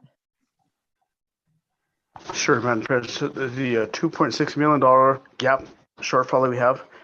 So I understand that that's from the federal government because of students, so on and so forth. So what we're getting that money in return from the federal government. So are we short $2.6 million? Why don't we go to that slide with the red numbers and the asterisks? Right, and Madam President, members of the board, just to clarify, we have a student nutrition program, right, that is funded on a reimbursed basis for students who participate in the student nutrition program. Because we have less students participating and we have kept all of the employees in the food services department, or student nutrition department as it's properly called, that's where that gap that we're seeing, right, of 2.6 million. We've already covered 1.2 from the CARES Act. The additional 1.4 million, we are still exploring between student nutrition services and what their reserve and what we could pull and charge to the CARES Act to see if we can avoid any layoffs, and that is our goal. That this gap was a result of reduced student participation in the nutrition program. That is for this fiscal year and has not been part of the audit. It won't be part of the audit until the audit is done at the end of when we close out the books for June 30th for the Madam 2021 audit. Dr. Garcia, I got to thank you for that. So really quick, the audit, we did audit last year or 2 years ago. And so this current audit that we're in that we did. So what's the difference in the audit as into, are we good or we're not good? Our audit is, the audit is completed. I can't share that until it's released by the state auditor.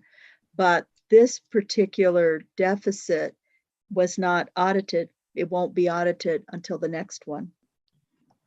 Okay, And to you. clarify, we do It's an completed. audit every year. Correct? Correct, I understand that.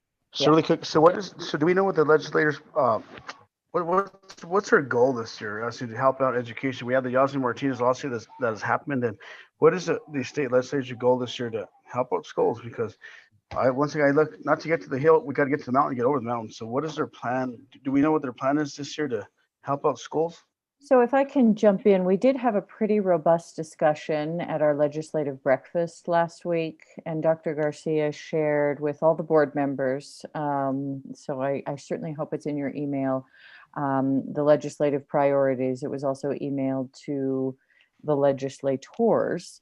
And I would just say, they listened a lot to these concerns, and they did unpacked some of the specifics with Dr. Garcia. And my recollection is there was a decent sort of show of, yes, we'd like to hold you harmless, which was I think it was the big one for us. And, in line with what Dr. Gonzalez shared about Senator Stewart's sentiment, we heard some sentiments along those lines from our delegation. And Dr. Garcia and Board Member Bose, I don't know if you want to fill in anything from the legislative breakfast and what we heard from our delegation there. So just really quick, Madam President, I totally agree that Dr. Garcia, you did excellent. And it was very hard for you under the last administration because of the Yossi Martinez lawsuit and what happened with the Governor Martinez. And now you're in a position, you've been there, done that. And so I just want to, hold on a second. And did you have additional questions, Secretary Garcia? No, I just want to give credit to Dr. Garcia and us as a board, but I just want to make sure that we're on top of the state legislature, because Dr. Garcia, you've been there, done that. And once again, under the ex-governor, you got, I'm on record, but you actually got, they gave you some hassle because you actually were part of the Yossi Martinez lawsuit. And under Governor Martinez, they went after us, went after you. And now we have a new governor and we have a new state legislature and a delegation. So I just want to make sure that they're going to help us out, because it's all about the education, and but 75% of the state's budget is education. And so I just want to make sure, which you are, Dr. Garcia, you're actually on it, but I just thinking ahead that I want to make sure you're on it, which you are. So I just want to put that on the record. So, but I appreciate you. Thank you. Thank you. Okay. And then one last question I have is, we talk about people per district, and I saw El Dorado, their facilities are third or fourth in line, and where my facility 6th, 7th, and 8th per people per district. But I just feel that El Dorado, we just redid El Dorado the last 2 years, and my district in the south side there, we have tons of students in my district. And so it was like, well, how did we come up with El Dorado to be third or fourth prior to Cesar Chavez? So just to clarify, and Edmond, maybe we can advance to that first per pupil expenditure slide. This is a new requirement from the PED. It's per pupil expenditure per school site. It does not have to do with the capital money invested in any site. It's just at each location. This is the per pupil expenditure. Is that correct, Dr. Garcia? That is correct, Madam President. Okay.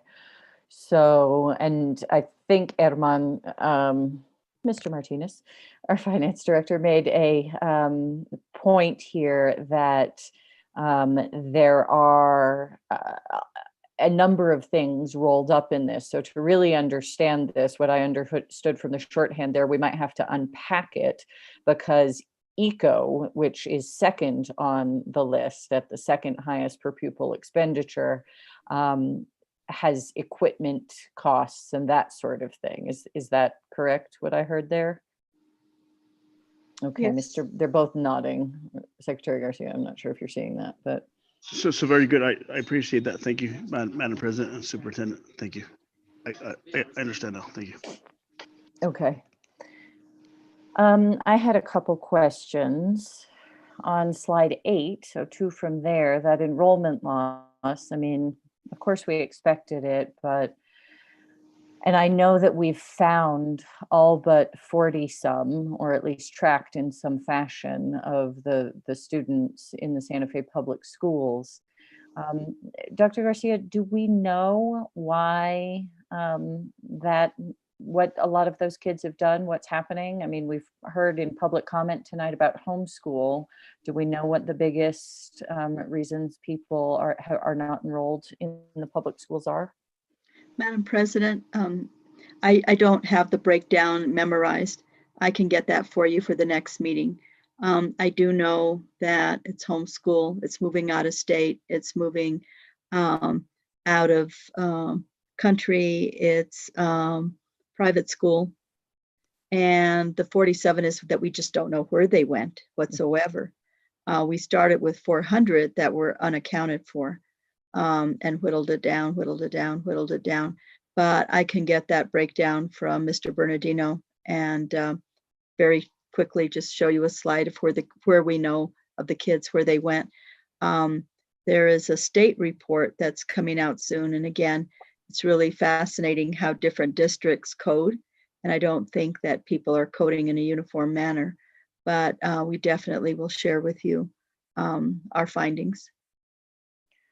That'd be great. And are we continuing to look for those 46? I mean, I know at some Sure. point. We have, I mean, we've exhausted just about every, I would imagine. We've hit, blind alley now, but they have been referred to the PED that's also working with CYFD and HSD. And then they are also referred to the Engage New Mexico effort that have people on the ground looking for kids and families.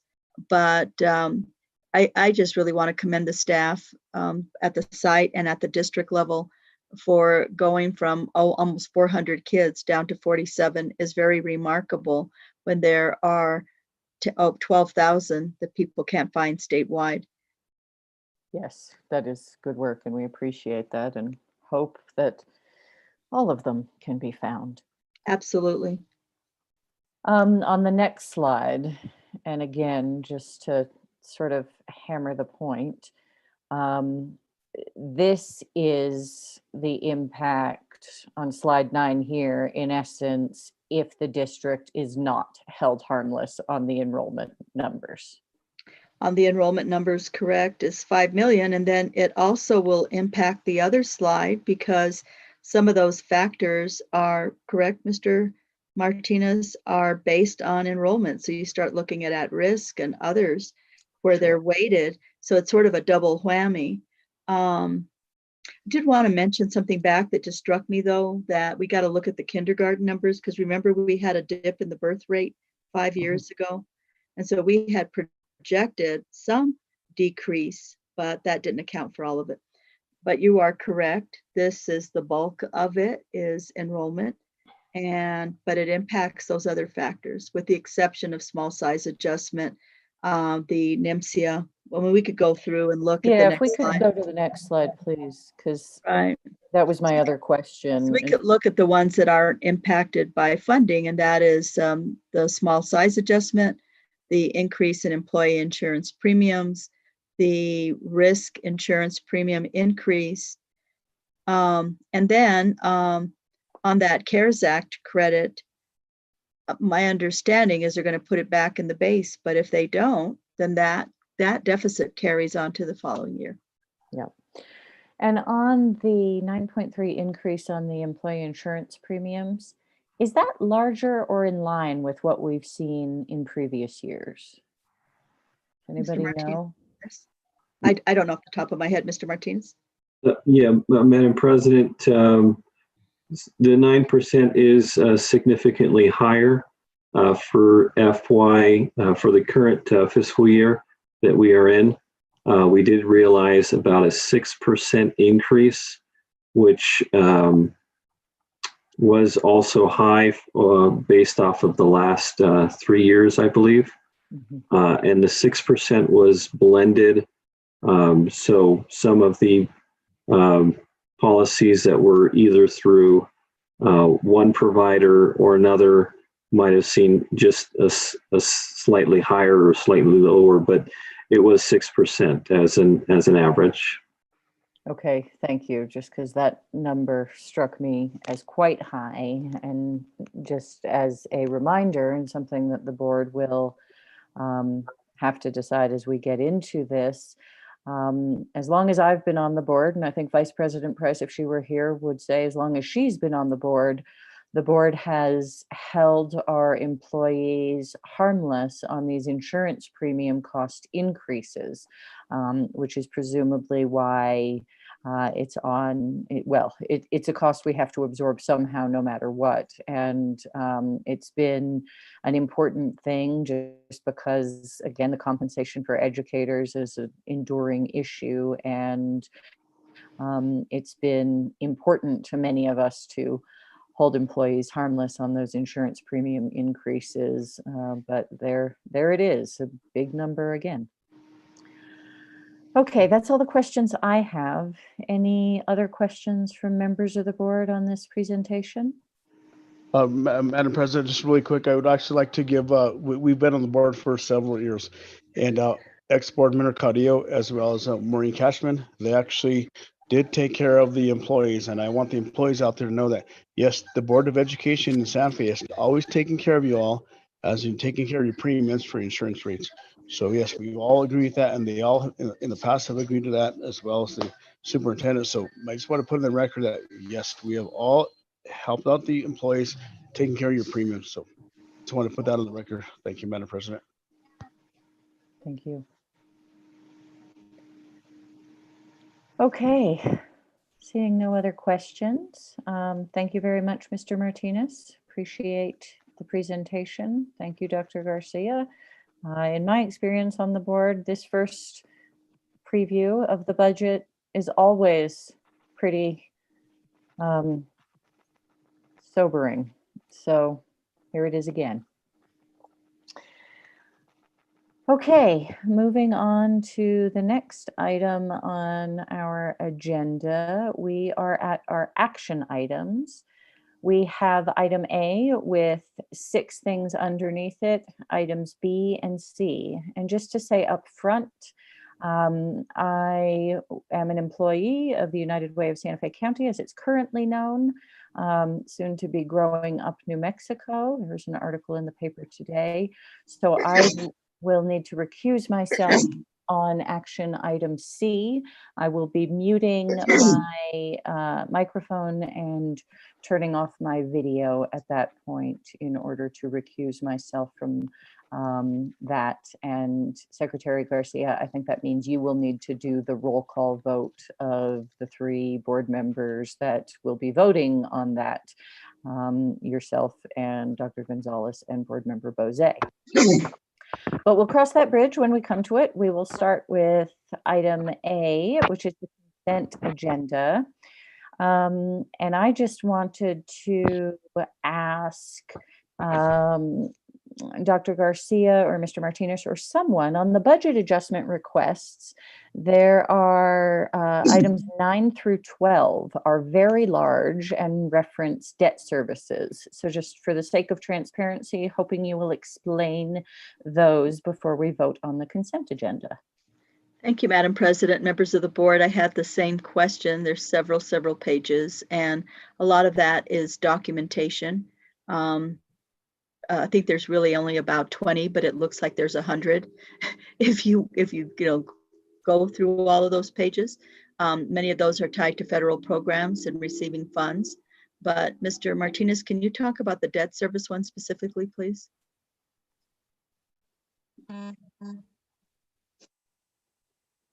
Yes, and Madam President, Noble, board members, and the Superintendent, Dr. Garcia, the items that are related specifically to the debt service, the district is required to maintain budget as far as the expenditures that are related for bond issuances. And so these debt service budgets were initial budget request items. They were intended to be part of the initial budget that was established as of July 1st, but through the rollover of the process from our budget management system, these were cleared, and so we did have to reestablish the initial budget for these. So it is to maintain that initial budget for the debt service. Madam President, I'd like to make a motion for approval of action item A 1 through 5 as a motion. Okay, are you intending to leave off the minutes? Number 6? You want to vote on that separately, Secretary Garcia? I'm sorry, item A consent items 1 through 6, as well as item B as a motion. Let's do item A if we could, just one at a time. I think that's the point of us putting them. A motion for action item A consent agenda item A 1 through 6. Thank you. I'll second it. Okay, Dr. Gonzalez has seconded. By way of discussion, I just want to clarify what Mr. Martinez was saying. So it sounds like we are correcting a technicality with budgeting this debt service. Is that correct? That's correct. Just to maintain the budget required for expenditures related to debt service. And just to go further, do we really spend, I've got to pull them up again because I've made a note here, but so I think it's, item 9 on the bars for this meeting is $34 million for it that says debt services. Do we spend $34 million on debt service?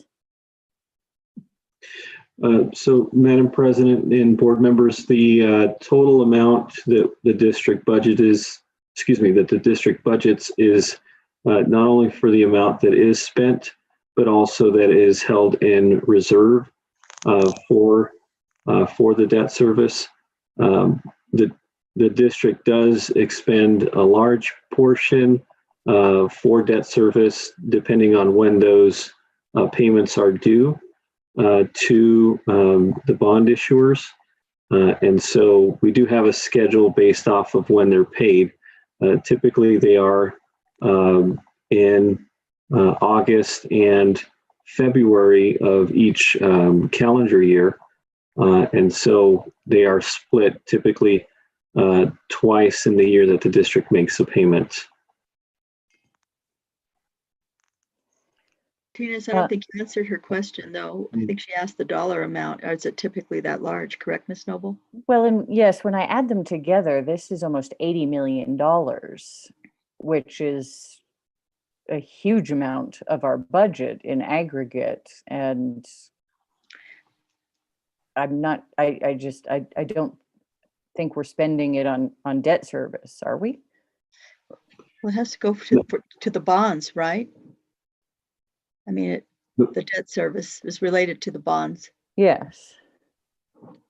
$80 million. And then also on that, Madam President, so the president is correct. So Hang on, Um, Rudy. Can you let him answer and I'll call on you next, please?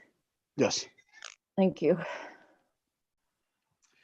So, Madam President and board members, I do have the schedule that the district pays through the fiscal year, and total for fiscal year 2021, the district will issue $40,129,000 in payments to bonds.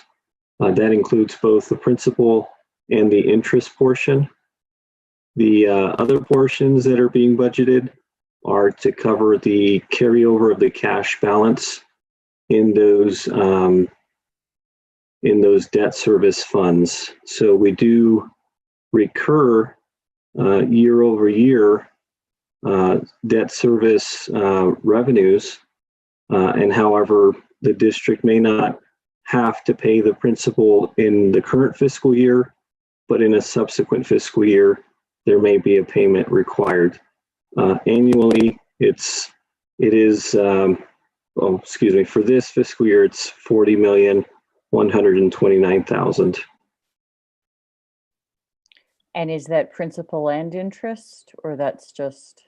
That is both principal and interest. Okay, on all of our outstanding bonds for the year. Correct. Okay. Thank you, Mr. Martinez. Secretary Garcia. I guess I'm still confused, Armand. So we actually have $80 million and $40 million in cash budget reserves. Like, how come we didn't pay that last year or last budget? I guess that's one of the questions I have. And so now we're having to put this huge $80 million, as the president said, in. Did we not pay it last year, or why didn't we not pay it last year? We said $40 million this year, $40 million this year. Now we're paying $80 million. How come we didn't pay it last year? Can you clarify, Mr. Martinez, please, that it is not a matter of not paying it last year, and it's really the schedule?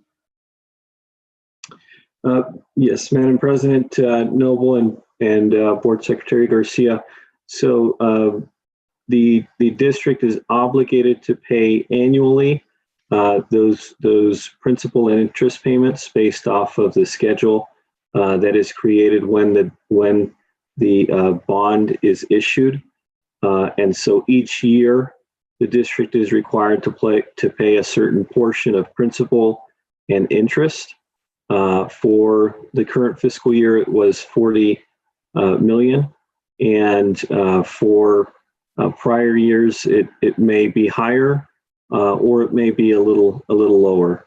However, the amount that remains as far as the additional amounts that will be budgeted is for any of the cash balances that the district will incur in future payments to those principal and interest. So the district may be required in fiscal year 2021, 2022 to pay the principal at for a bond that is coming due of a larger amount. Thank you, Madam President. Thank you, Dr. Garcia, and thank you, Edwin. So really quick, so we're tied into a certain interest rate whenever we sell those bonds, correct? It's a payment that we're talking about. Yes, Madam President Noble and Board Secretary Garcia, we are tied based off of the schedule that is developed for those bonds. As well as the interest rate, correct? That's correct. And if I understand correctly, given that these numbers include the principal, it's not just the debt service costs. It's what we're paying on our debt, but it includes the principal as well. So in other words, the meat of the bond expenditure is included in these bars.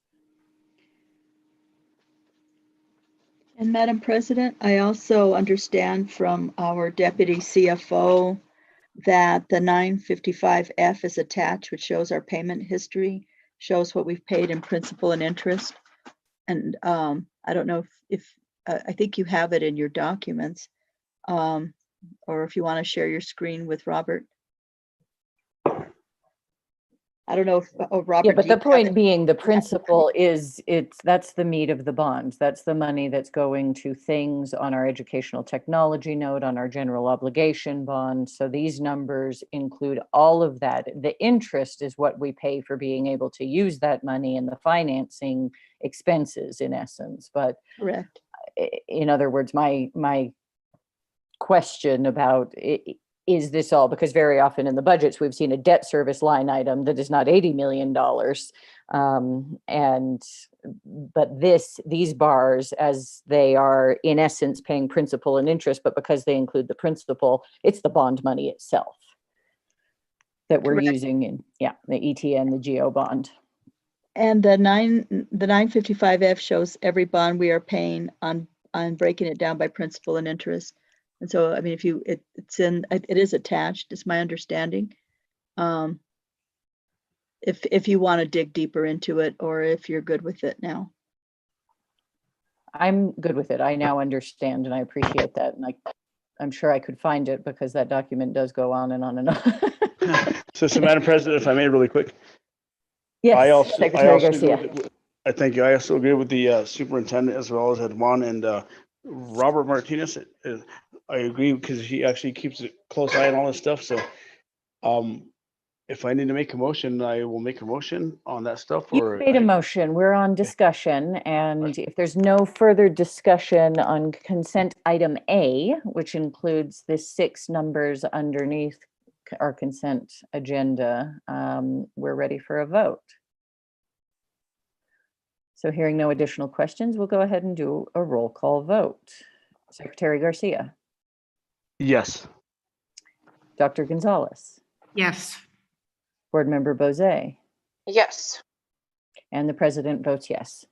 Thank you very much, Mr. Martinez, and Deputy CFO as well, and Dr. Garcia, for helping me understand that better. I appreciate it. Moving on to item B, and I'm not getting there. Maybe you'll put it up for me on the agenda, because I was deep in all of that budget stuff. Action item B is what on the agenda? Vista de la Sierra Development Land Donation. Excellent. It's the one that we had discussed with you in executive and on real property. We have Mr. Gabe Romero and property expert counsel, Charlotte Hetherington and Shirley McDougall are also present. So Mr. Romero could present that if you would like, Ms. Noble. Please. Mr. Romero. Thank you, President Noble, board members. This evening, we're bringing to you a resolution along with acceptance agreement. Branch Family Holdings LLC, which is under contract to purchase the Beatty South property. This is located on the southwest corner of Richards Avenue and Governor Miles Road. Anyway, through annexation into the city of Santa Fe, Branch Family Holdings is required to dedicate 3.14 acres school site to the Santa Fe Public Schools. So approval of the attached resolution will indicate the district's willingness to accept the land donation once Branch Family Holdings LLC completes the phase purchase of the property, meets conditions in the agreement, and pending final subdivision plat approval. If you would like to have somebody walk through the agreement, we can do that, or if it's already been reviewed. If there's anything else you need, please let me know. If you would just give us the high points of the agreement, and if there's any money changing hands, that sort of thing. I'll ask our property expert counsel, Charlotte Hetherington, to walk us through the agreement and the resolution. Madam Chairman and board members, can you hear me? We can. You're a black square, but we can hear you. Welcome. Yeah, I have somehow disappeared as a human being, but this resolution provides that the board accepts a proposed donation of 3.14 acres approximately of vacant land which is adjacent to the current project that is called Los Solares. The new project that this particular property is part of would be the Sierra de la Vista subdivision. The developers of that subdivision have gone before the city council, and one of their conditions of approval is that they obtain the agreement of the Santa Fe Public School Board to a proposed donation of land to the school board for future development, if necessary, for a new school site. One of the unusual features about this particular proposed donation is that the donor, which is the Branch Family LLC Holdings, is not yet the owner of the property. They are the contract purchaser. And another one of the sort of unusual aspects of this particular donation is that the land they propose to donate is located within what the developer would call phase 2 of the development. And so it exists on paper as a conceptual parcel of land within the subdivision, but has not actually been created by a meets and bounds description.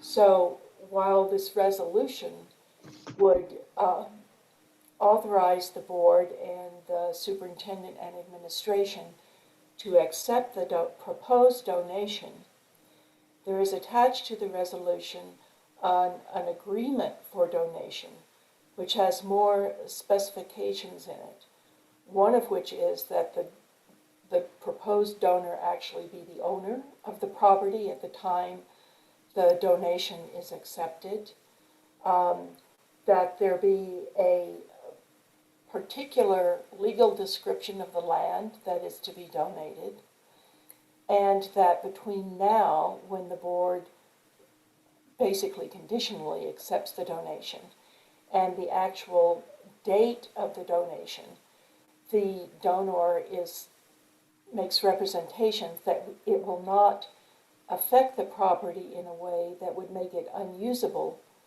for the school district as school district property, which means that at the time of the effective date of the donation, they would have to assure the district and the board that there have not been any uses made of that property that would have created hazardous substances on it, or the disposition of products on the land that would make it a problem for the school district to use. And it also allows for the superintendent and the board president and the members of the school administration to negotiate as necessary what may be final adjustments to this agreement based on the size and dimensions of the land as it exists at the time what is called the phase 2 plan is actually recorded as part of the subdivision. This is also part of a long history of proposed donations by various property owners within an area that was annexed by the city around 2007 or 2008. And there have been a succession of owners of various interests in property that was annexed, but all of those properties required an agreement with the Santa Fe Public Schools relating to the donation of land for future development as a school site. Thank you very much, Ms. Hetherington. And just to clarify, the city line is at I-25 there, so this is within the city of Santa Fe's boundaries, correct? That's correct, it is now. And the primary access to the site is off of Richards? The primary access is actually an area between Richards and Beckner Road. those roads converge, and it's within those two boundaries. So there's good road access to the property. Mhm. Anybody else have any other questions on this? I do, Madam President. Go ahead, Secretary Garcia. So really quick, so this is a proposed donation by the developers, by the Branch developers, yes or no? Yes, okay, I get it. And so you as the school board attorney, so do you actually recommend that we approve this? And is it actually required by the city that they have to donate this property? Because 3 acres of property doesn't do the school district nothing. That's 3 acres is, Capitol High School is a large piece of property. 3 acres is a parking lot. So did the city actually require this? And why are we allowing 3 acres from the developer for 3 acres for a parking lot? You can't even build a building on 3 acres. The city did require it many, many years ago as a condition of the annexation of this area between Cerrillos and I-25. So fine, so Madam President, so the annexation agreement that the county dealt with the city was, we said, okay, from I-25 all the way to 590, that's a city property. And so you have to bring these properties up to standard roads, so on and so forth. I get it, I understand that. I've been there, done that. Ms. Sarantini, you know that. And why would the city only require 3 acres, not 10, not 5? Why 3 only? Because you cannot build a school on 3 acres. The 3.14 acres is within this particular parcel. There was other property that was in an adjacent parcel, which was developed by Los Solares. And you may recall, Board Member Garcia, that the developers of that property is essentially changed the scope of their development in such a way that the acreage they had proposed to develop was not going to benefit the school district either. And the school district, in exchange, took an agreement for a payment of money, which was made last December. Okay. So once again, so I'm looking at La Cueva. I'm looking at Rio Rancho in Albuquerque area. So those schools are like a 10 acre piece of property. So we're going to get a 3 acre piece of property. When I'm not on the school board anymore, and we're not on all of us not on the school board, and we have what do you guys accept this 3 acre piece of property for? We're going to build a parking lot. So what you're telling me is that we got a 3 acre piece of property, and we also got some money in our budget or in our coffers from the developer. From a different developer. The money payment was from a different developer, but that money is available for the district to use in acquiring other property that would be of a more suitable size. Madam President, we have 3 acres. Okay, I got it. And then we also have an additional money that's sitting in our budget that we can use somewhere else in our district. Correct? Yes or no? I don't know about your budget, but I believe that conceptually that is correct. It would have been money that would normally be set aside for property acquisition. The 3.14 acres, even though it may not be suitable for something the size of an elementary school or a middle school or high school, could be used for some other smaller school purpose. Alternatively, the donation agreement does not require the school to use it as a school site, and therefore the school board and district would have available property they could either sell or exchange for a larger parcel, which would be meet the acreage requirements for a larger school site. Thank you, Madam President. Thank you, Charlotte. So really quick, so we have 3 acres that we're going to accept. That way this developer can build their subdivision. And meanwhile, we already got a donation for the other 3 or 5 acres that's sitting in our budget that we can use as a school board to spend on however we need to do for the school district. Superintendent, is that correct? That's my understanding, yes. Okay, so it's your understanding, Madam President. So is that, Charlotte, you as the attorney, is that in writing? Because when I'm here 10 years, 15 years, and this young lady becomes a school board member, what do they agree to? It's my understanding. So is that actually in writing that says this property is valued at $600,000 and we have 3 acres here? So now we can take this 3 acres and sell it, and we have $600,000. We can use it somewhere else in the south side or whatever else. So I guess I just need to know that on the record that that's what happens. Is that correct, Charlotte? Excuse me, I'm sorry, I didn't mean to interrupt you.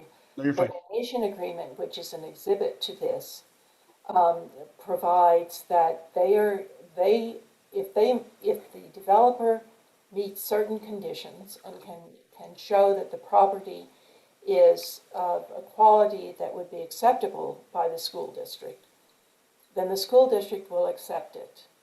And at that point, the language in the agreement is, I believe, broad enough that would allow the school district to use it either directly for a school site for some purpose, or it is broad enough that the school district would not be committed to using it only as a school site. It could turn around and sell it and take the proceeds of that sale and apply it to some other more. Okay, so really quick, Madam President. So the school board we're agreeing to accept a 3 acre site. Okay, got it. We're gonna accept this 3 acre site for a parking lot because we can't do nothing with it. It's a parking lot, 3 acres. We cannot build a school there. So in 20 years from now, we're accepting this 3 acre site. Got it. So what about the other proposed property that you said that the developer is going to give money to the school board? Where's that money at? That money is in the school district's accounts. It's already there, or this is what you're talking about? It came from a different developer, but the money exists. How much money is that? Sorry, Madam President. How much money is that? I am going to tell you that it's between $800,000 and $900,000, and I don't remember the specific amount. So on the record, we have anywhere from $800,000 to $900,000 in our bank account to buy property to spend on the school board, and we have this 3 acres, correct? You will have the 3 acres. If we accept, okay. I just want to make sure that way it's on record, because in 20 years from now, when you have these younger individuals that are on the school board and we're not here, I just want to make sure. Why do you guys accept 3 acres, and you guys almost have $900,000 in the bank that is always going to be in our school board account, correct? I know that the amount that was settled on last December for the other developer to pay was paid by a wire transfer to the school. And as far as I know, the school is still holding that money as within its capital budget accounts for capital school improvements. So really quick, sorry, Madam President. So really quick, Superintendent and Charlotte. So once again, with the school board accepted almost $900,000 and it's sitting in the account to spend on capital outlay projects for schools, right? Wherever it's at. And now we're going to accept this 3 acres. Is that correct, Superintendent? I'm going to have to defer to Mr. Romero.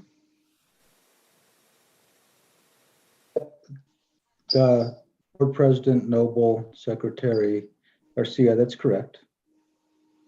Okay, I just wanted to put it on the record that we're going to accept this 3 acre piece of property right here on Richard Avenue and Governor Miles, since I'm here. And also in regards to, so we have roughly $800,000 to $900,000 that's sitting in the school board's account to spend on capital outlay projects for a new school or whatever else, correct?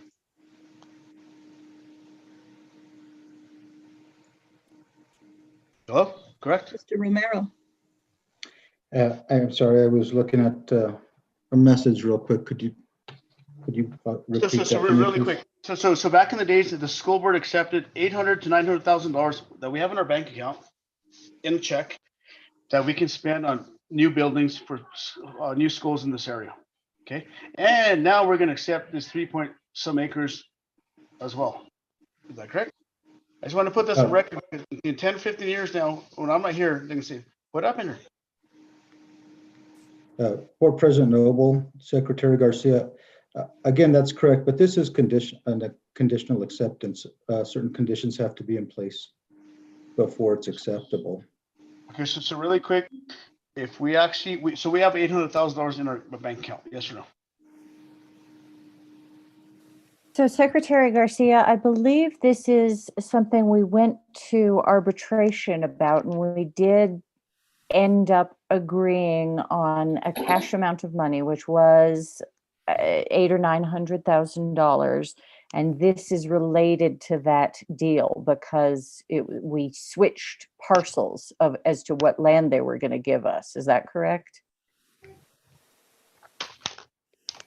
Mr. Romero, President Noble and board members, that is correct. There was arbitration in regards to a parcel on this area, and we did receive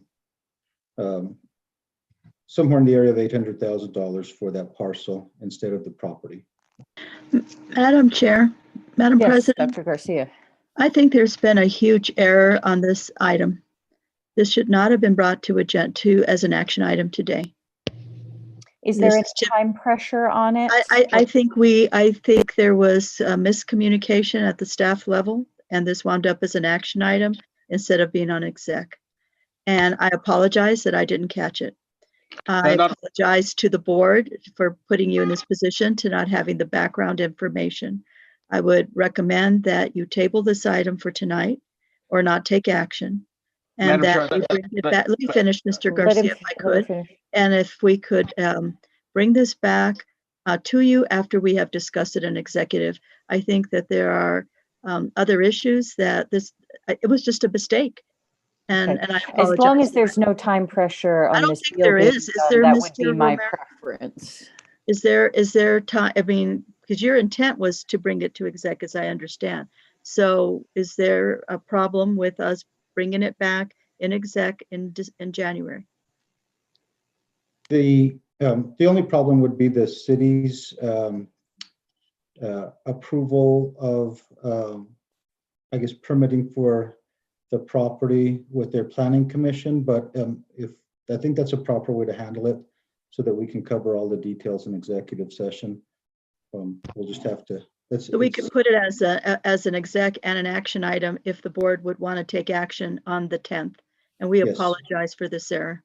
Madam President, I'd make a motion to table it, and I appreciate the superintendent for being upfront and honest. And I understand how stuff gets complicated. So I'll move for a motion for a table on this item. I will second that. Okay, motion by Secretary Garcia, a second by Board Member Bozay. Thank you for the clarification, Dr. Garcia. Thank you, Ms. Hetherington and Ms. McDougall, I think is here somewhere, yes, for being here. We appreciate the work you do and we want to really understand it. So yeah, and I do have some recollection of this from a while ago, but that may have even preceded our newest board members. I don't quite remember. So I think you did, Madam President, you are correct. So it would be good to go back over the whole thing. So we'll take a roll call vote on the motion to table. Secretary Garcia. Yes, Madam Chair, thank you, Madam President. Dr. Gonzalez. Yes. Board Member Bozay. Yes. And the president votes yes. So we have tabled that item. And thank you very much, Mr. Romero. Moving on to action item C, which is the lease for United Way of Santa Fe County. At this stage, Secretary Garcia, I'm turning the meeting over to you, and I will be stopping my video and audio until the conclusion of this item. As Madam Chair, officially repeating myself here. Thank you, Madam President. I appreciate that. And so I would like to have staff give you an update on or information item C. What is it? What exactly is it? Which item, Madam President? Dr. Superintendent, item number C, United Way of Santa Fe Adobe Building Lease. Oh, expense. yes. It's the one I'm recusing myself for, which is why I'm going away. Yes, Madam President, we're ready to present on that. And I believe Mr. Granata, right? You're leading this one? Yes, Dr. Garcia. Good evening, Secretary Garcia, board members, Dr. Garcia. The item that's for your consideration today is the extension of a lease agreement between United Way of Santa Fe County and the Santa Fe Public School District. It's an extension of a lease that began in 2015 between the two parties. The lease agreement was for 5 years and allowed for 3 one-year extensions. This is the second extension that is contemplated.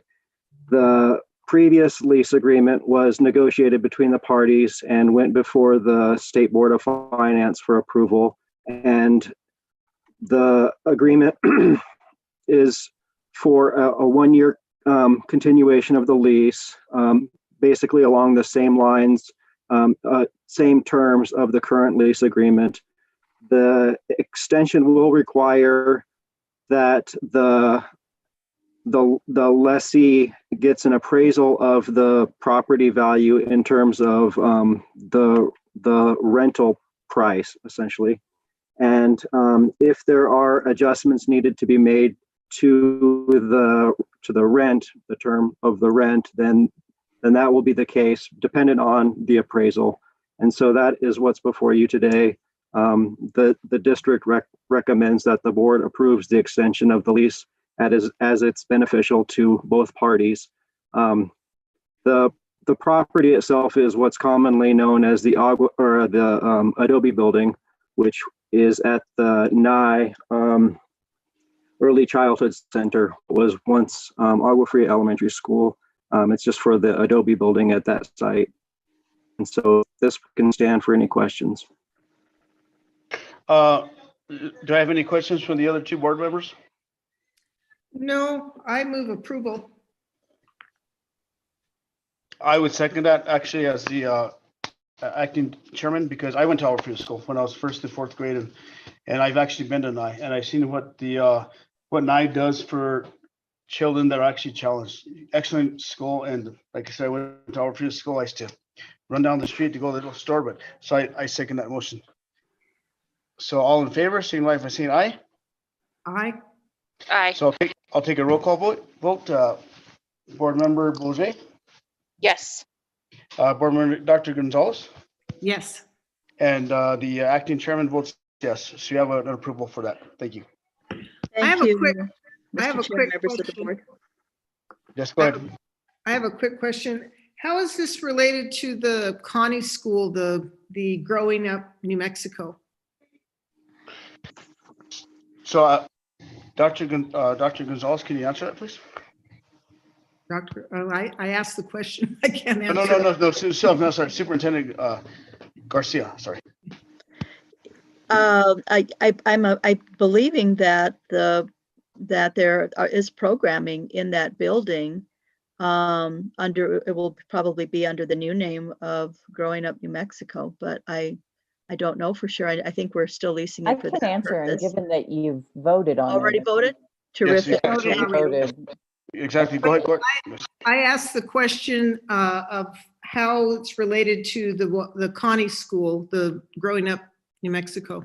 Yes, and given that you voted, I assume, Josh, you'll stop me if I should not talk at this point. Sure. But it is, so, and the reason I recused myself is because I am employed by United Way of Santa Fe County, soon to be Growing Up New Mexico. What happens at the Adobe building is it's the home base for the home visiting programs in Santa Fe County and Rio Arriba County, actually now. And it's the same organization. We've been doing a lot of rebranding, saying it's sort of same team, same great organization, but with a new name. At Connie is the Early Learning Center, which is primarily a pre-K. So they're pre-K classrooms at Connie, and they run the home visiting operations primarily. We run the home visiting operations out of the Adobe building on the old Agua Fria site. Thank you. You bet. Thanks for asking. I love my job and the organization. Okay, now we are on to board discussion and possible actions. Board officer elections for 2021. Now let me see if I can make this as clear as possible. We have two board policies about board elections, and one of them says that we do it in March, and one of them says that we do it after an election. This is still a little bit of the conundrum of what we're in because we've switched election cycles. Ultimately, my preference is that the board establish a norm about when board officer elections happen. In the past, and through my term, it has been that it happens annually in March. And that was partly because, well, there's a policy that says it happens in March. And I believe the reason for that is that terms began on March 1. Well, now terms begin on January 1. Last year, we did board elections. As you may remember, Dr. Gonzalez and Board Member Bose just, I believe in the meeting that you took office. And my suggestion and preference in continuing with the norm is that we have board elections as a norm, as an agreement, and we will need to amend our policies every year in January. So that would be in election in years where there are new terms beginning. It will happen as it did this year when new board members take effect. And in years when there aren't new terms beginning, as in 2021, we would do it anyway, continuing with the tradition of electing officers every year. Now, if we do want to do it that way, we need to take action tonight to agree to have an officer election in January. And I think that is all as far as, and I appreciate Mr. Granada, your work on this, and Dr. Garcia, you helping me understand it. And at this stage, board members, I'd say, do you have questions about this? And I'm sure we can forward Mr. Granada's work on the relevant board policies, which we may want to update anyway. Madam President, I just have a couple of comments, questions. Okay. So I appreciate you bringing this forward. So I'm okay with actually, I think that we should have an early nomination of a president and everybody else down the road. So is that what we're talking about? So we're bringing this forward, or this is just a resolution, you know, at our January meeting, we're gonna bring it forward. And we will say every year we'll nominate a new president and a secretary and a vice president. Is that what we're doing? Yes, I think we could take action tonight. Well, the action we need to take is to agree to have an election of the board officers in January. We can also, I think, have an agreement that we will amend our policies to be in line with that norm and practice. So Madam President, so I'm okay with that. So because, you know, in the next 5, 7, 10 years, we may not be there. And so I just want to make sure that the future boards have the ability to say, we can change this policy as they can, as they have the 3 or 4 votes, but I'm okay moving forward with this. Thank you, Madam President. Madam President, I'm also in agreement. Yeah, me too. So do you need a motion? We do. Okay, so I move that we elect our president, secretary, and vice president in January every year. Move it up from March. I second that. Or that's fine, sir. That's fine. And Josh, is that good with what we need to do from your perspective? Madam President, board members, Dr. Garcia, yes. Madam President, that's fine. And at the start of next year, we can bring forward to you the amended policies. And so as part of this motion, you don't necessarily need to direct us to amend the policies. We can just bring them forward and then you guys can discuss them next year and we'll go forward with that. Yep. Okay, the motion to do that includes 2021. So we will have, it's always a little weird and awkward, but we will have our weird, awkward officer election moment in January of 2021 for the following year, for that year. Okay, thank you very much, Dr. Gonzalez, for the motion. And I think Board Member Bose was the second, and we'll go ahead and do a roll call vote. Secretary Garcia. Yes, thank you, Madam President. Thank you. Dr. Gonzalez. Yes. Board Member Bose. Yes. And the president votes yes. Thank you all very much for helping think that through. We are now on, I believe, advanced planning. Is that right? I've lost track of which agendas where. I was looking at agendas before. We are, Madam President, and I do have an item. We have a tentative executive session and board meeting on January 7th. And then our next meeting is on January 14th, and it's a tentative study session. I would like to propose that we take tentative off and that be a joint study session with the CRC, where they will present to you and the board their recommendations, and you all can take action at that meeting if you chose to do so on the GO bond that we're proposing to go to the voters in June. Okay, sounds good. So, Madam President, I have a question. Yes, So go ahead. Dr. Garcia, so is that like a study session with the CRC, or are they actually, you want action item? So they're going to recommend our next GOB bond, which is a general obligation bond. They're going to recommend, so we have to vote that night, or do we have time to study and filter it through our head? We're going to do, well, the president, and I look at and set the agenda. My recommendation to her probably is that we have discussion and possible action, that if you are comfortable in making a decision that night, you could, or you could bring it back, to another agenda item. But it could be that it's so clear to you what is being recommended that it would be a shame to miss that opportunity to not take action if you could. And we've done that at other study sessions where we have for discussion and possible action as the agenda item. And that would be my recommendation, because it just gives you the most flexibility.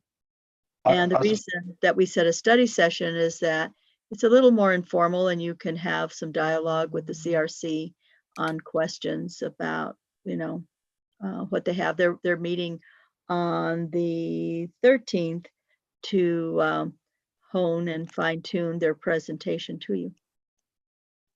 Thank you, Dr. Garcia. So once again, Madam Chair, so it's just a possible action item, correct?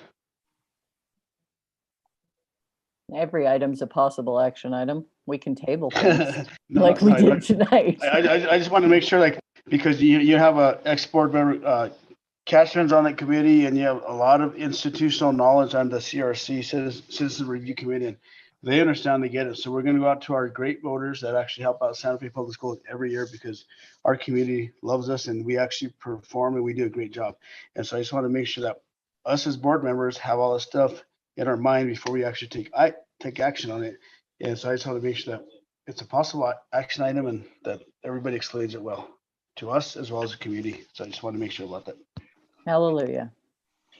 All right. So are there any objections to the change Dr. Garcia proposed? No, that sounds good to me, Madam President. Me as well. Me too.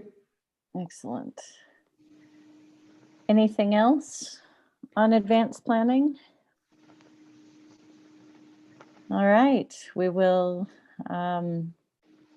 meet again in the new year. It's amazing to say that. And let me take this opportunity to say to anyone who's listening, certainly the team that's here, but this really does take a village, and it has been a year like no other, really. And I know we've heard that a lot, but man, is it true. And I personally, and I think the whole board really appreciates how much everyone has worked, all of the lost sleep, the extra hours, the tension, all of the things, because we have got through this year reasonably unscathed, and the schools have continued to function, and remote learning has gotten better. And this is to everybody. It is the whole village. It is the people that are employed by the Santa Fe Public Schools, but of course it's also the students and the families who support them. And I really hope that we are taking notes, all of us, on what is working better than before, like parent engagement. Family engagement seems to be really doing all right, and that's a high note, and that we are noticing what we really need to do better, because there are plenty of things that aren't working as well, because the whole system is set up to be in person. And this year we changed that on the fly, and we began the year with the intent to reinvent our system and our public education. And I truly believe we have done that in more profound and dramatic ways than anybody anticipated. And I really think that everyone, certainly here in this meeting and listening and paying attention, and lots of people who aren't, are a part of that. So just from the bottom of my heart and with every cell in my body, thank you for all the effort. Madam President, if I may, Secretary. very well said. I won't go on and on about this and that, but very well said. I'd like to thank Dr. Garcia and her entire staff, including the teachers, people that do the snows, everything throughout the year, because like you said, this is a rough time. This is hard. And I'm proud because Santa Fe Public Schools, we're on top of it, because there's other larger school districts that they're catching up now to what you guys are doing, you staff members, and awesome job, because it's cold to say, sometimes I get criticism. What about this? What about this? What about this? What about that school district? What about that school district? But Dr. Garcia and the board members, my colleagues, as well as your entire staff, Dr. Garcia, from your admin staff all the way down, is great job, because I think Santa Fe Public Schools, when you look at it on a nationwide deal, great job, awesome job. And Merry Christmas to you all, and I hope you have a good Christmas. Thank you. Madam President, I bet if I know Dr. Gonzalez, I bet we're going to say a very similar thing. But I just wanted to say happy holidays, and tonight is the first night of Hanukkah, so happy Hanukkah to those that celebrated. And my children taught me all about Diwali last week, so that was another recognition for the diversity that's taught in our schools, and I'm incredibly grateful for that. And all of you on the board and all of the district staff, thank you for everything, and happy holidays. Please stay safe and healthy. And I want to say the same thing as Sarah said, we probably would. I do appreciate all of the work that Dr. Garcia and her staff and teachers and everybody have done. It's been a tough year. And I just hope that over the next few weeks that people get a little R&R and come back a little refreshed, and with who knows what we're going to be doing then, but we'll find out when we come back.